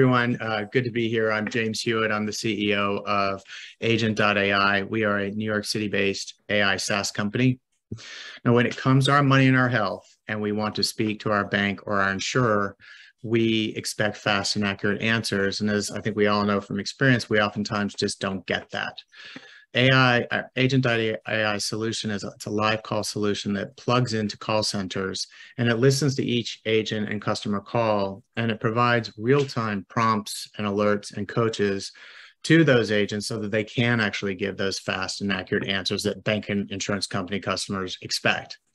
We have a proprietary speech recognition model that we built over 3 years. It's been proven to be very fast and accurate, and it's one of the reasons why we can handle increasingly complex conversations that you typically would encounter in a banking conversation or an insurance-related conversation.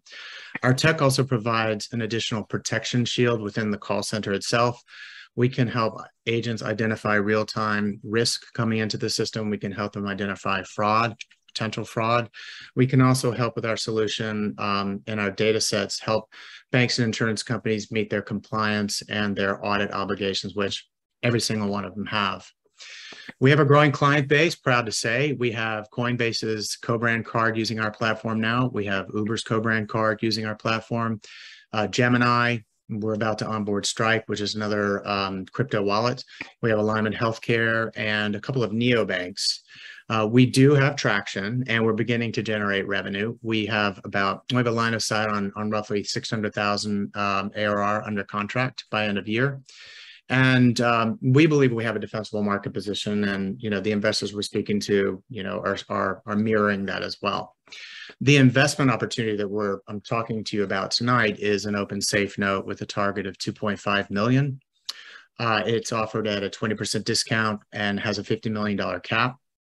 When I spoke to you all, I think on Saturday night was my first time attending this. So great, I decided to come back. We had the 2.5 million target. I had $1 million committed and 1.5 was looking to close. Since Saturday, I've gotten another $500,000 that's come in. So I'm now looking to just close that final $1 million. I've set a target for myself, a goal for myself to get the final commitments lined up by next week. I am more than happy to talk to anyone about welcoming potential investors that would like to be a part of that safe note. Happy to answer questions about the company. But really quickly, there are probably 8 or 9 people that DM'd me last Saturday during the presentation. Want to acknowledge that. It's been a crazy week. We were negotiating a contract with a new client. So I didn't have a chance to respond to those, but I know some of you were back here. I heard you, I got the messages, and I'll definitely reply tomorrow and set up more time with you. So I'll leave it there and I'm happy to answer any questions. Congrats on, raising money the way you are. And it's also nice to hear that the venture starters community is reaching back to you. It is. Yeah. So that's, thank you. I love it. Thank you for saying that, because I always love hearing that. Does anybody have any questions of James? I have a question for James. Yes, sir. Hi, James. I'm Duran. Nice. Hey, Duran. So how does this, are you familiar with Google Duplex technology? Yes. Yeah, so how does this, that's my daughter in the background, probably here. How does this differ from Google Duplex technology? And have you tested your technology against the Turing test? Yeah, thank you. When we were originally building out the platform, and we actually looked at AWS, we looked at Google, we tested different sort of open source models out there. The problem with a lot of those is that the word error rate's very high. That's a reason why kind of Alexa or Siri, generally speaking, can only handle simple commands or questions. If you want to understand a complex conversation, your word error rate has to be rather low. It's single digits. And so that's why we decided we're just going to have to go our own way and build our own speech recognition model. That is to say, we did test Google and we did test other solutions. I'm sorry, I didn't answer that question specifically. No, it's fine. I see your LinkedIn here. I'm going to connect with you. I would love to chat with you more about this. It sounds pretty cool. That's great. Happy to. Yeah, I mean, it's a fast moving space. If you think about so many other industries that have been totally transformed by AI, you know, conversational intelligence is just, I still think we're just scratching the surface of what it can do. Very nice. All right. Well, thank you, James, for coming Thanks, Mark. back. We love hearing your updates too. Up next is Tino. Yeah, thanks. So my name is Tino Guy. I founded this company called Baru. It's an Industry 4.0 manufacturing platform. And so what we're doing is we're leveraging commonplace but really underused robotics in our hometowns to bring manufacturing and jobs back into our communities. So Baru's localized production network avoids up to $15 billion of product shipping and handling costs from the $35 billion furniture and cabinets industry. So the problems that we're solving are furniture and cabinet customers. They typically wait long lead times because of global supply chains. A lot of those folks can't even find what they want, so they don't end up buying. And then retailers, they waste 40% of their revenues on shipping and inventory overhead. And then global shipping in the furniture industry emits enough CO2 equal to 2 million cars per year. So we're solving all three of these problems with our methodology. We're quickly delivering custom quality furniture and cabinets and at mainstream prices produced on other people's underused automation. So it's like Uber for manufacturing.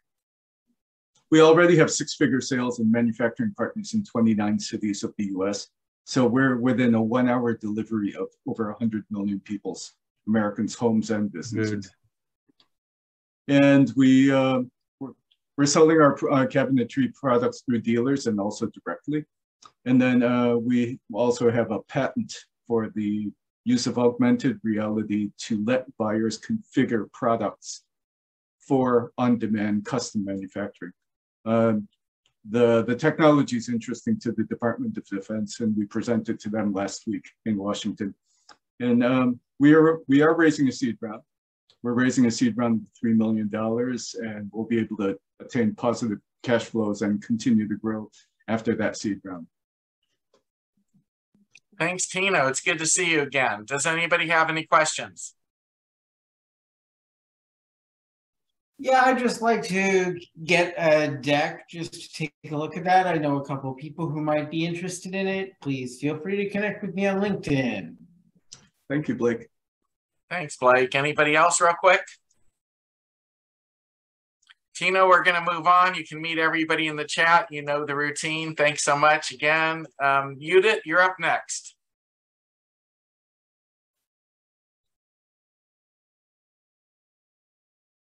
You're still on mute. Can't hear you.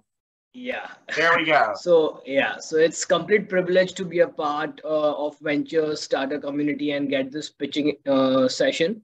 So it was back in 2021 when I connected with few individuals who are very diverse and interest driven.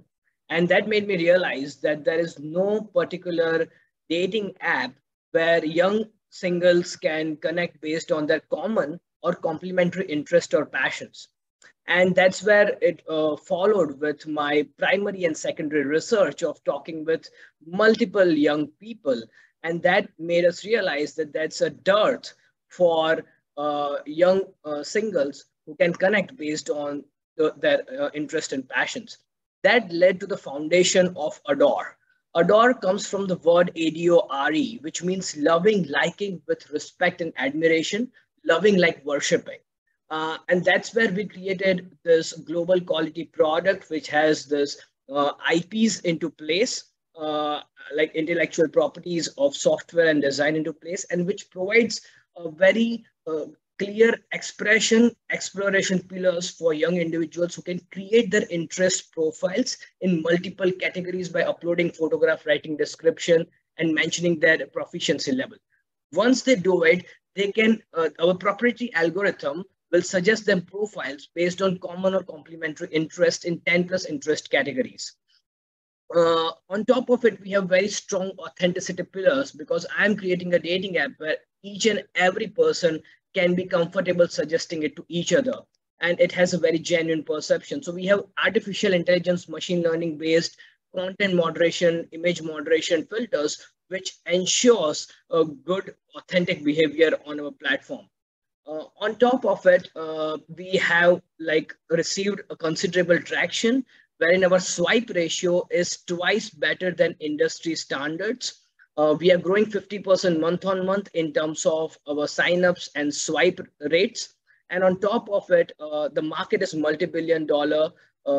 And we have started with India, where we have received so much support and love from 55 plus leaders who have been drivers of their passions and interests. Some of them are world record holders. Some of them are, national level title award winners like Miss Asia India, Miss Femina India of a state, and, world record holder in Indian classical dancing, spiritual guides who are talking and sharing their wisdom on relationships. We are currently raising for our pre-seed round, and we have received some of the checks for one check from in our US-based entity, which is a Delaware C Corp, and we are raising 750K so that we can reach our next milestone of having 2.5 million registrations and MAUs of 150K in Indian geography. Thanks a lot. Feel free to reach me out on udit@adormatch.com, and please drop in your questions. I like the name Adore. Have you looked into the trademark for the US market to know if that's available? We have not. We have applied for a trademark in India and it is approved. For US, it's remaining. Yeah, but yes, we will surely apply it because we want young people to say, I adore you. So that it's replaced by I love you. It works. It could be a nice marketing brand. Yeah. Does anybody have any quick questions? Yeah, thank you for the presentation. It was great. Can you tell us a little bit about your marketing strategy? How are you going to get this going to different markets? Yeah, so there are two major pillars that we are using for our go-to-market. The first is the Adore Love Shot conversations that we have launched, wherein we invite leaders who have followed their passions and interests. And this all conversations are organic. So they share their interest and stories, and these are influencers and creators who come on our platform. So that's one of the ways with which we'll be building a sort of engagement and community on social media channels. The second is the paid acquisitions via the social media channels, which is Facebook, Google, Snapchat, which gives us a very clear picture of and clear targeting for the young audience. Okay, we're going to have to move on just because we still have 12 people that would like to present today. So I'm going to sort of speed it up. And thank you, Udit, for presenting. Up next is Antha. I'm not sure if I'm ever getting your name correct, but I always appreciate you being here. And you're this time you actually did get it. Yay! That was like 5th time's the charm, right? Something like that. It's all good. Thank you very much. So, hello investors, Matamanatha and Volpine Labs. We're here to cause an evolution revolution, no less. I'm a bit apprehensive about revealing my exact reasons for starting my company. I think in the past avoiding doing so has held me back, so I'm trying brutal honesty here. I was inspired in 2008 by the onset of species dysphoria, and by friends who also have species dysphoria, to try to write a story to help encapsulate the dream of a solution to that state of being. As I wrote the story, the science fiction devices I was writing about and trying to make sound realistic proved more and more scientifically and technologically viable as I read into it and the more I wrote about it. Furthermore, I found there was a huge breadth of potential genetic disorder editing applications. For example, 90% of the US $4.1 trillion annual healthcare expenditure are due to chronic and mental health conditions, largely from genetic causes. In 2006, almost 500 million people worldwide were 65 and older. By 2030, that total was projected to increase to 1 billion. 1 in every 8 of the Earth's inhabitants inhibited from continuing to enjoy life and contribute to their full potential due to aging. The European Parliament has estimated that losses linked to health inequities cost around 1.4% of the GDP in the European Union alone. In traditionally underserved areas, this figure will probably be higher. Climate change is another factor. To human beings, waves of the Earth's surface are becoming periodically uninhabitable, and in some places permanently uninhabitable because of the increase in average global temperatures, leading to more extreme weather events, as we've seen most recently in Florida. The challenges of space travel are another thing that we should cover, with radiation, long-term low gravity conditions, the potential for accidental exposure to the hard vacuum of space itself, or to alien worlds compositions of various chemicals or weather or temperatures. These things all need to be considered before Mars habitats become an affordable and realistic prospect, let alone further space travel and colonization. For those problems, pharmaceuticals subject to E-Room's law just won't cut it. And I soon realized that the ideas coming thick and fast into my head were not for writing a story, but for writing ourselves, genetically at that. Imagine a single tool set, a single platform, that it simplifies the creation of root cause solutions for all these problems. It sounds huge, doesn't it? But gene editing needs to be done holistically with the whole body in mind, and it needs to be affordable and intuitive. We have gone back to the first principles of how this is all built to reimagine gene editing from the ground up, and the result is a 25-module suite of software, which we call the GESS, to simulate the entire body and the process of editing its DNA, and a device to both read and write DNA in and using a sample from the patient without needing external reagents. This software will initially be created in an online format to make it easier to use with low-powered devices for a subscription. Opportunities for monetization are also embedded in the design of the Elaboration Network module that enables everyone who uses the GESS to share, sell, and buy the gene edits in a gamified manner. Hence, I was talking to Kent earlier. Gene edits that they create safely and securely while competing on positive, impactful qualities and feedback, which is translated into money for each of the users. And we will make income also through providing support, training, and co-development on a business-to-business basis. We already have interest from Memorial Sloan Kettering and a few others, and we're aiming to use each module of the GESS to provide improvements to all kinds of lab workflows, long before our AI-supported and quantum computing-boosted digital twin model and linked molecular manipulation device are complete. Our team has diverse knowledge and skill sets, formidable qualifications, including a few PhDs, and decades of experience in IT, biological sciences, finances, and business. We're looking for an investment between $1 million and $3 million at this seed stage, and we have robust plans, and I can send you the pitch decks and business plans, etc. for that. We are also able to provide a video or live on request demo of our software, which we are continuing to improve. We are pre-revenue, but hopefully not for long with your help. Thank you for listening, and any questions? Any quick questions?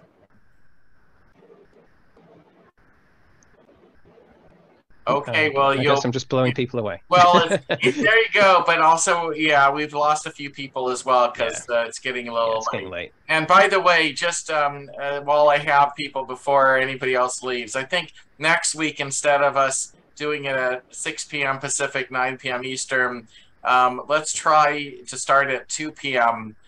Pacific, 5 p.m. Eastern. I'll send out a notice to everybody who might have signed up and experiment to see if it's easier for us to do it earlier than later. Because today we had a nicer audience and it seemed like we had more people stick around until the end. So anyways, I think we're going to skip the question period. You can the rest of you who are in the queue, you can meet people in the chat. I'd like to try and at least get us done within a half an hour if possible. So up next is Leslie. You're still on mute, Leslie. All right, that would help. Hi, my name is Leslie Sheridan, and I'm the founder of Planet Sense. And as we all know, climate change is the biggest threat to humanity. And where the hell is the big solution that brings everybody together around the world? Where is the sustainable products and services marketplace, like an Amazon, where you find all of this all in one place for consumers and businesses? It does not exist.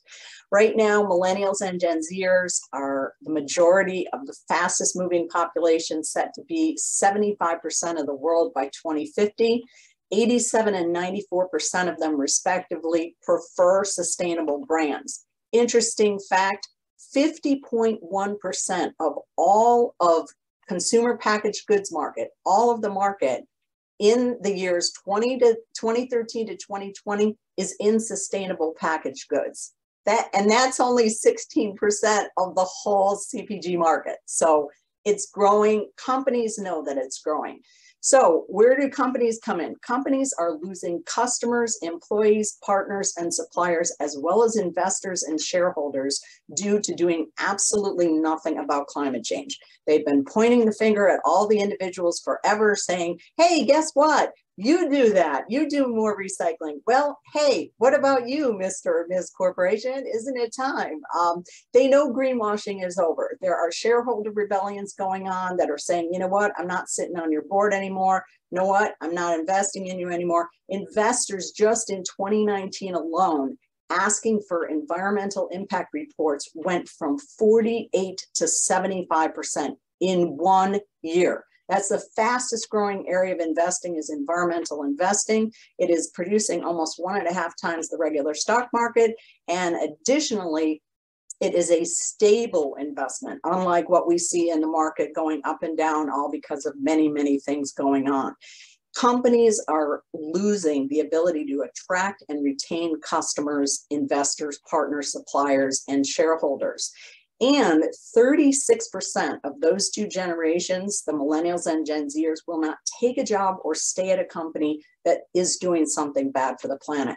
Climate change is their #1 issue. Social impact is their second. If companies want to hang on to these groups of people, they got to do something. So they know they're up against the wall. What our sustainable products and services marketplace does for them is it gives them a way to show meaningful, measurable impact on climate change. No more greenwashing. They know the time is up. They're not going to do it anymore. We can help them. And the coolest part of this whole thing, which is where scaling back climate change really comes in, it's like a tree root system. That company says, I want to use this as an employee benefit. I want to use this as a customer incentive. I want to use this as a KPI for my employees. I want to use it as a recognition and reward for our partners. You can use the marketplace in all those different ways. And then what happens? Those people use it with all their constituencies all over the world. So let's say Uber says, hey, I want to use it as an employee benefit. Hey, that employee, he's starting a great startup and he says, this is great for my customers. So what is he going to do? He's going to give it to his customers, and then those people give it, and it's like this true root system. That is where the scale is going to come from. Right now, I've got 2 startups and 2 turnarounds under my belt, including turning around a 1,000-person failed startup at IBM. We're pre-seed, working on our prototype. I'm 1 month away from a patent on our sustainable impact tracking technology and measurement. And we will make money by subscriptions, markups, item listing fees, as well as more things. Asking for $3 million. I'm looking for a co-founder with background in the e-commerce space.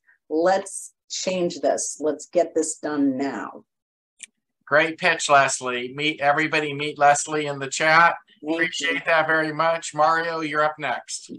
I'll gladly go up next. However, I pitched last week. If there's any new pitchers, I'll give the floor to them first. I don't want to do 30 seconds if you want to just do a quickie so everybody knows what you're up to. Okay, thank you. So very quickly, Mystery on Main Street is an application. We're pre-seed. It's an application to bring people to local community, mom and pop stores, shops, etc. It's a way for them to keep their doors open. Very, very briefly, the numbers are, I'm looking for $85,000 and $85,000 for my pre-seed investment startup will bring $12 million in revenue. I've got the numbers to back that up. $12 million in 1 year from an $85,000 investment. I've got all the data. I've got it's an incredibly data-rich application. I've got all the information. I'd be more than glad to talk to anybody about it, send you information, whatever you want. That's a good pitch, actually, because that's an impressive set of numbers there. So meet Mario in the chat. Anybody who's interested in that. Thank you. Okay, up next is Gail. Yeah. Hello, everyone. Thanks. Very happy to be here. And thanks again for all the great things, Mark. My name is Gael. I'm the founder of Mahoney, a neobank, allowing access to credit to everyone, regardless of credit score, regardless of income, and sometimes at no interest. The story of this company is the story of a beautiful lady that I have met, probably one of the hardest working women I know. Single mom of 2, full-time nurse, and still find the time to run a cake business on the side. One day she needed a loan to go full-time into business and couldn't find any loan anywhere. Bank, credit union, they all said no. Every single lender in town and online said no to her because she didn't have the best credit score. Finally, she found one lender that was able to give her a loan regardless of the credit score, regardless of her income, and at no interest. That lender was a 5 million friends lender. That lender was a 5 million friends bank. Today, she's running a successful business, creating jobs in her community and doing very well. And just like this woman, there are 100 million people in the US today that can't get a loan in the banking system. Why? They have little to no credit score. And just like this woman, all of them go to the same bank, Friends and Family Bank. And let's face it, there's one issue with the Friends and Family Bank. It's not safe, or at least it's not the safest. The last time you gave a loan to someone, did the person pay you back? It's not the safest. That's why we are building Mahoney, a digital bank to allow anyone and everyone to access credit 24/7. How does it work? Exactly the way the Friends and Family Banking works. By allowing people to give loans to one another, by allowing people to save together, and by allowing people to even give credit lines to one another. However, how is it different? It's safe. As opposed to the Friends and Family Bank, it's safe. Now, how do we make it safe? Ultimately, through a collateral system whereby people can use any digital asset they have as collateral. If they don't have it, they can use any social asset they have as collateral. And for most people who have a car or house, we are making the ownership of the car and the house digital so they can easily use it as collateral. Again, what are we building? A neobank, a digital bank. What does it do? It allows people to save together, give loans to one another, and even give credit lines to one another. How is it different? It's safe. We are currently raising 1 million on safe note, valuation cap to be discussed. We have a team of the team combined have over 40 years of experience involved the startup world in the largest financial services corporations in the US.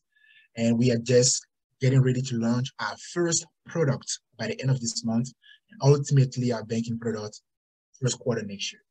Any question, I'll be happy to answer, and I'll drop my contact information in the chat too. Thank you. Okay, thank you. Great pitch again, and good to see you again. James, you're up next.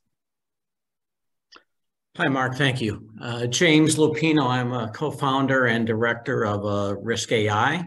It's a joint venture company between Modal Technology and Taco Holdings, 2 IP companies. We are developing an ASIC to implement the hardware for a radically new AI training method. The AI industry, you may know, is on an unsustainable path. The models are getting overly complex. The data is huge. And as Jeffrey Hinton, the godfather of AI, says, we just need to throw everything out and start over again. And basically, the fundamental problem is the math. And the technique that we are employing is based on modal interval arithmetic. It was originally invented in the 50s and 60s. And the inventor of the technology has devised a method to use this arithmetic to solve nonlinear optimization problems. And in essence, that's what AI is all about when it comes to the training. You're trying to solve a nonlinear optimization problem. The method used right now is called, the algorithm is called gradient descent, and it's a statistical random approach where you start with random weights, you see what you get at the end, you try it again and again, and depending on your computer budget and your time and your patience, you decide to stop at some point in time because you never reach the global minimum, the optimum solution. With our technique, you are guaranteed to find the optimum solution. And that's radical. It's what the industry needs. It'll allow these models to compress back to a single layer where it started 20, 30 years ago.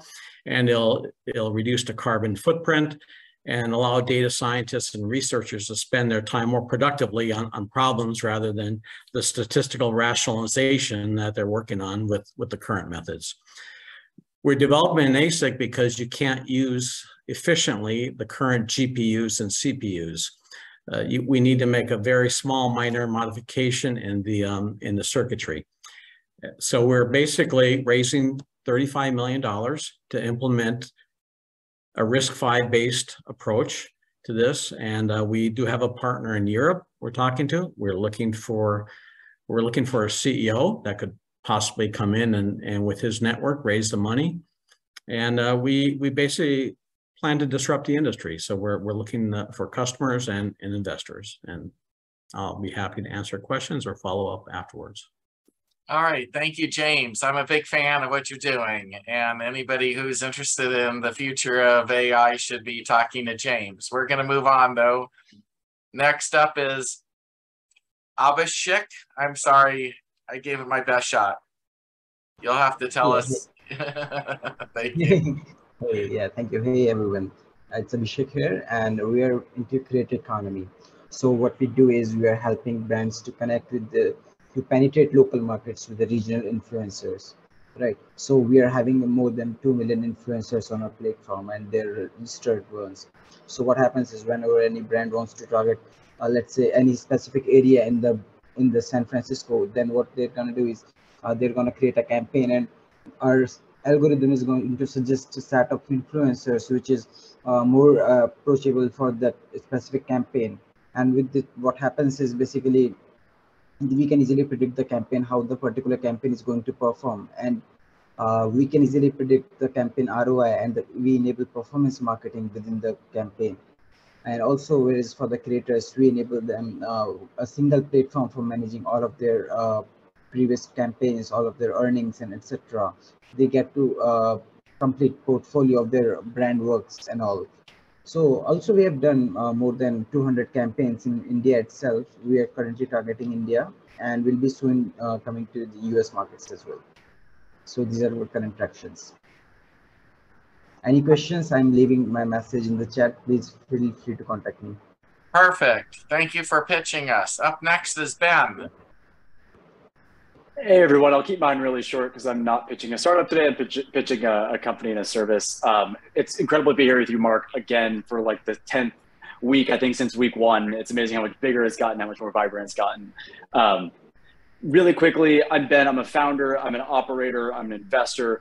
Love supporting this community, helping people connect to investors, optimize their pitches. And I very recently just started out leading the partnerships group at a company called Dealmaker, which is like the leading digital fundraising platform. We've raised more than $3 billion on our platform. If you're looking to raise a little bit smarter, like it's the 21st century, happy to reach out and tell you more about what we do. Please feel free to add me on LinkedIn or check out Level Up Ventures, which is our venture fund and advisory group. Pleasure seeing you all. I've spoken to many of you already. Mark, thank you again for everything you do for us. No, always. I'm glad you're here. Thanks, Ben. Up next is Rude. Or Rudd. Hello, good morning, afternoon, evening. Thanks, Mark, for putting this together. It's awesome. So my name is Ruud van der Linden, founder CEO of Infuse Video. So we're a cloud video infrastructure company where personalization is built in at the core. So we help content producers, B2B, make content more relevant, which keeps viewers from churning, zoning out, or disengaging. And we've built a low-code, no-code video authoring tool, which helps B2B content creators to create videos like this. And yeah, that's basically it. Raising our pre-seed round currently. And if you're an accredited investor, I'll put all the information in the chat. Feel free to reach out and have a good one. Excellent. Thank you. All right. Up next is Alex. Hi, do you hear me? You are live. Okay, nice. So, Javier from New York. I'm founder of Vol. It's a general messenger with metaverse meeting rooms. We solve the problem of unstructured work communication. And we can creating transcription and auto summary of your meeting. In internal work communications and creating summary for your threads and chats too, automatically by our semantic AI. and just turn team meetings into tasks and real actions. And on demand of the meeting, we can get you advice that you can creating some tasks. If you're talking about tasks, we can understand it by our semantic guy and help you to creating it in a Jira right now. So also working on metaverse meeting rooms. It's for VR headset and for mobile app too. You can see your teammates on the phone as avatars if you are in VR, and just vice versa. Sorry, I just see it evening.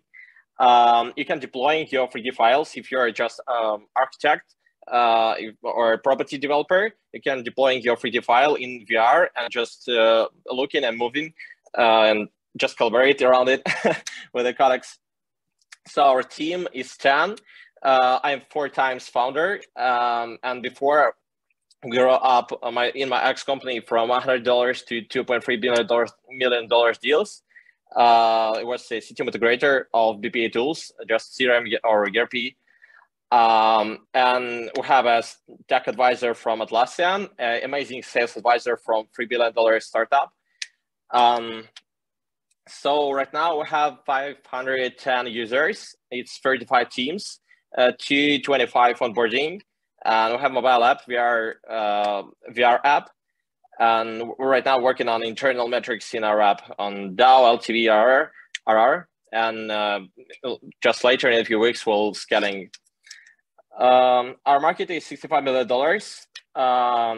Target is SMB teams for 7 to 60 employees who are using Jira, Trello, or Asana. We have freemium. Our model is PLG.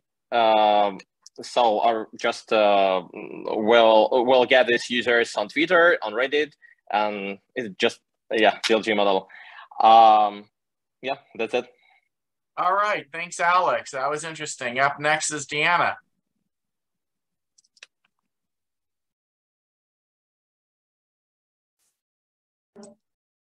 Hey guys, I'm Deanna Dammers. Thanks for the opportunity. I'm VP of Investor Relations for Kimish Biomedical. The problem that we're solving is that current wearables or RPMs are missing the boat. They're limited to vitals, temperature, blood pressure, even EKG, but none of them can figure out how to get past that area. Kimish Biomedical's wearable device is the world's first biological diagnostic. It's interstitial fluid versus blood.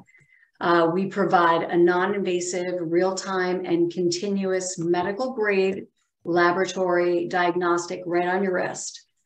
Think glucose, glucose monitoring and in a completely non-invasive fashion, or having your Apple Watch monitoring your electrolytes or creatinine or potassium, or a hospital for lactate monitoring, which is associated with sepsis.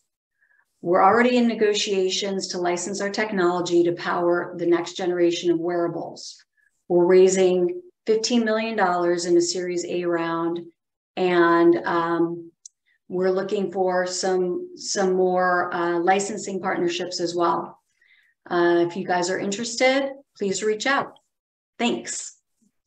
I like this company. You guys should take a look. It's really interesting. All right, up next is Mark.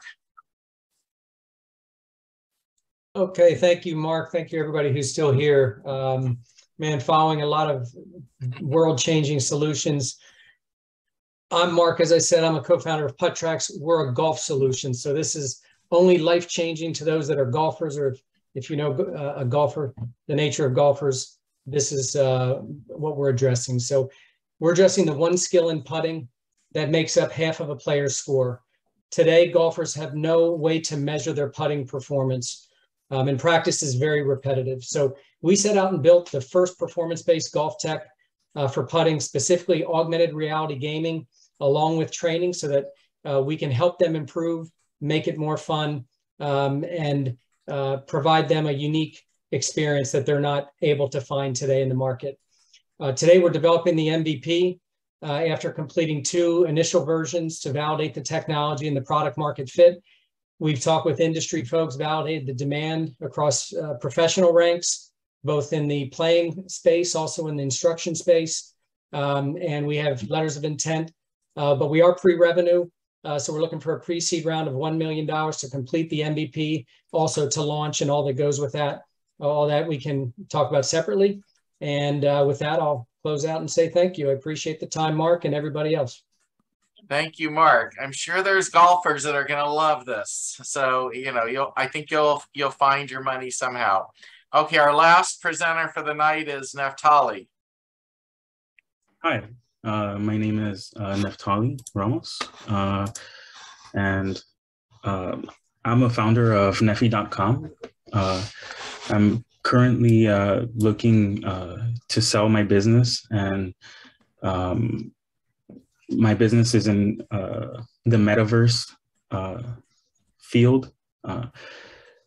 I create 3D digital assets, and my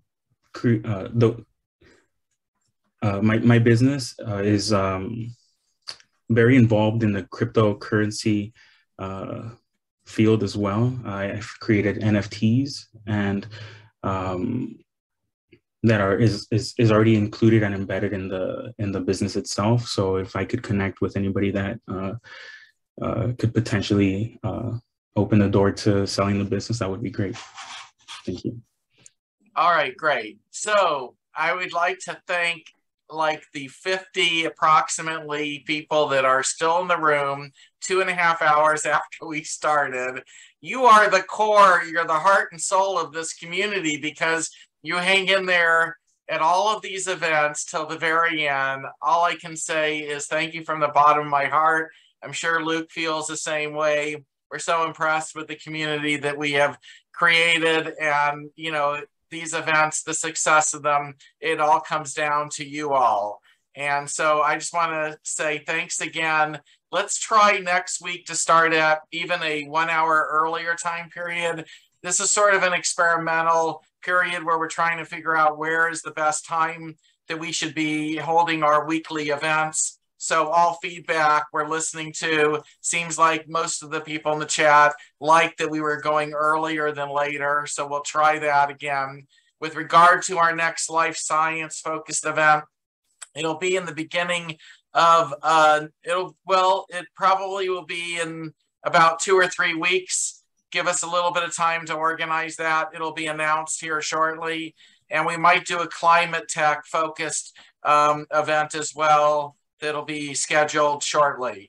So again, thank you to everybody. Another wonderful, wonderful event.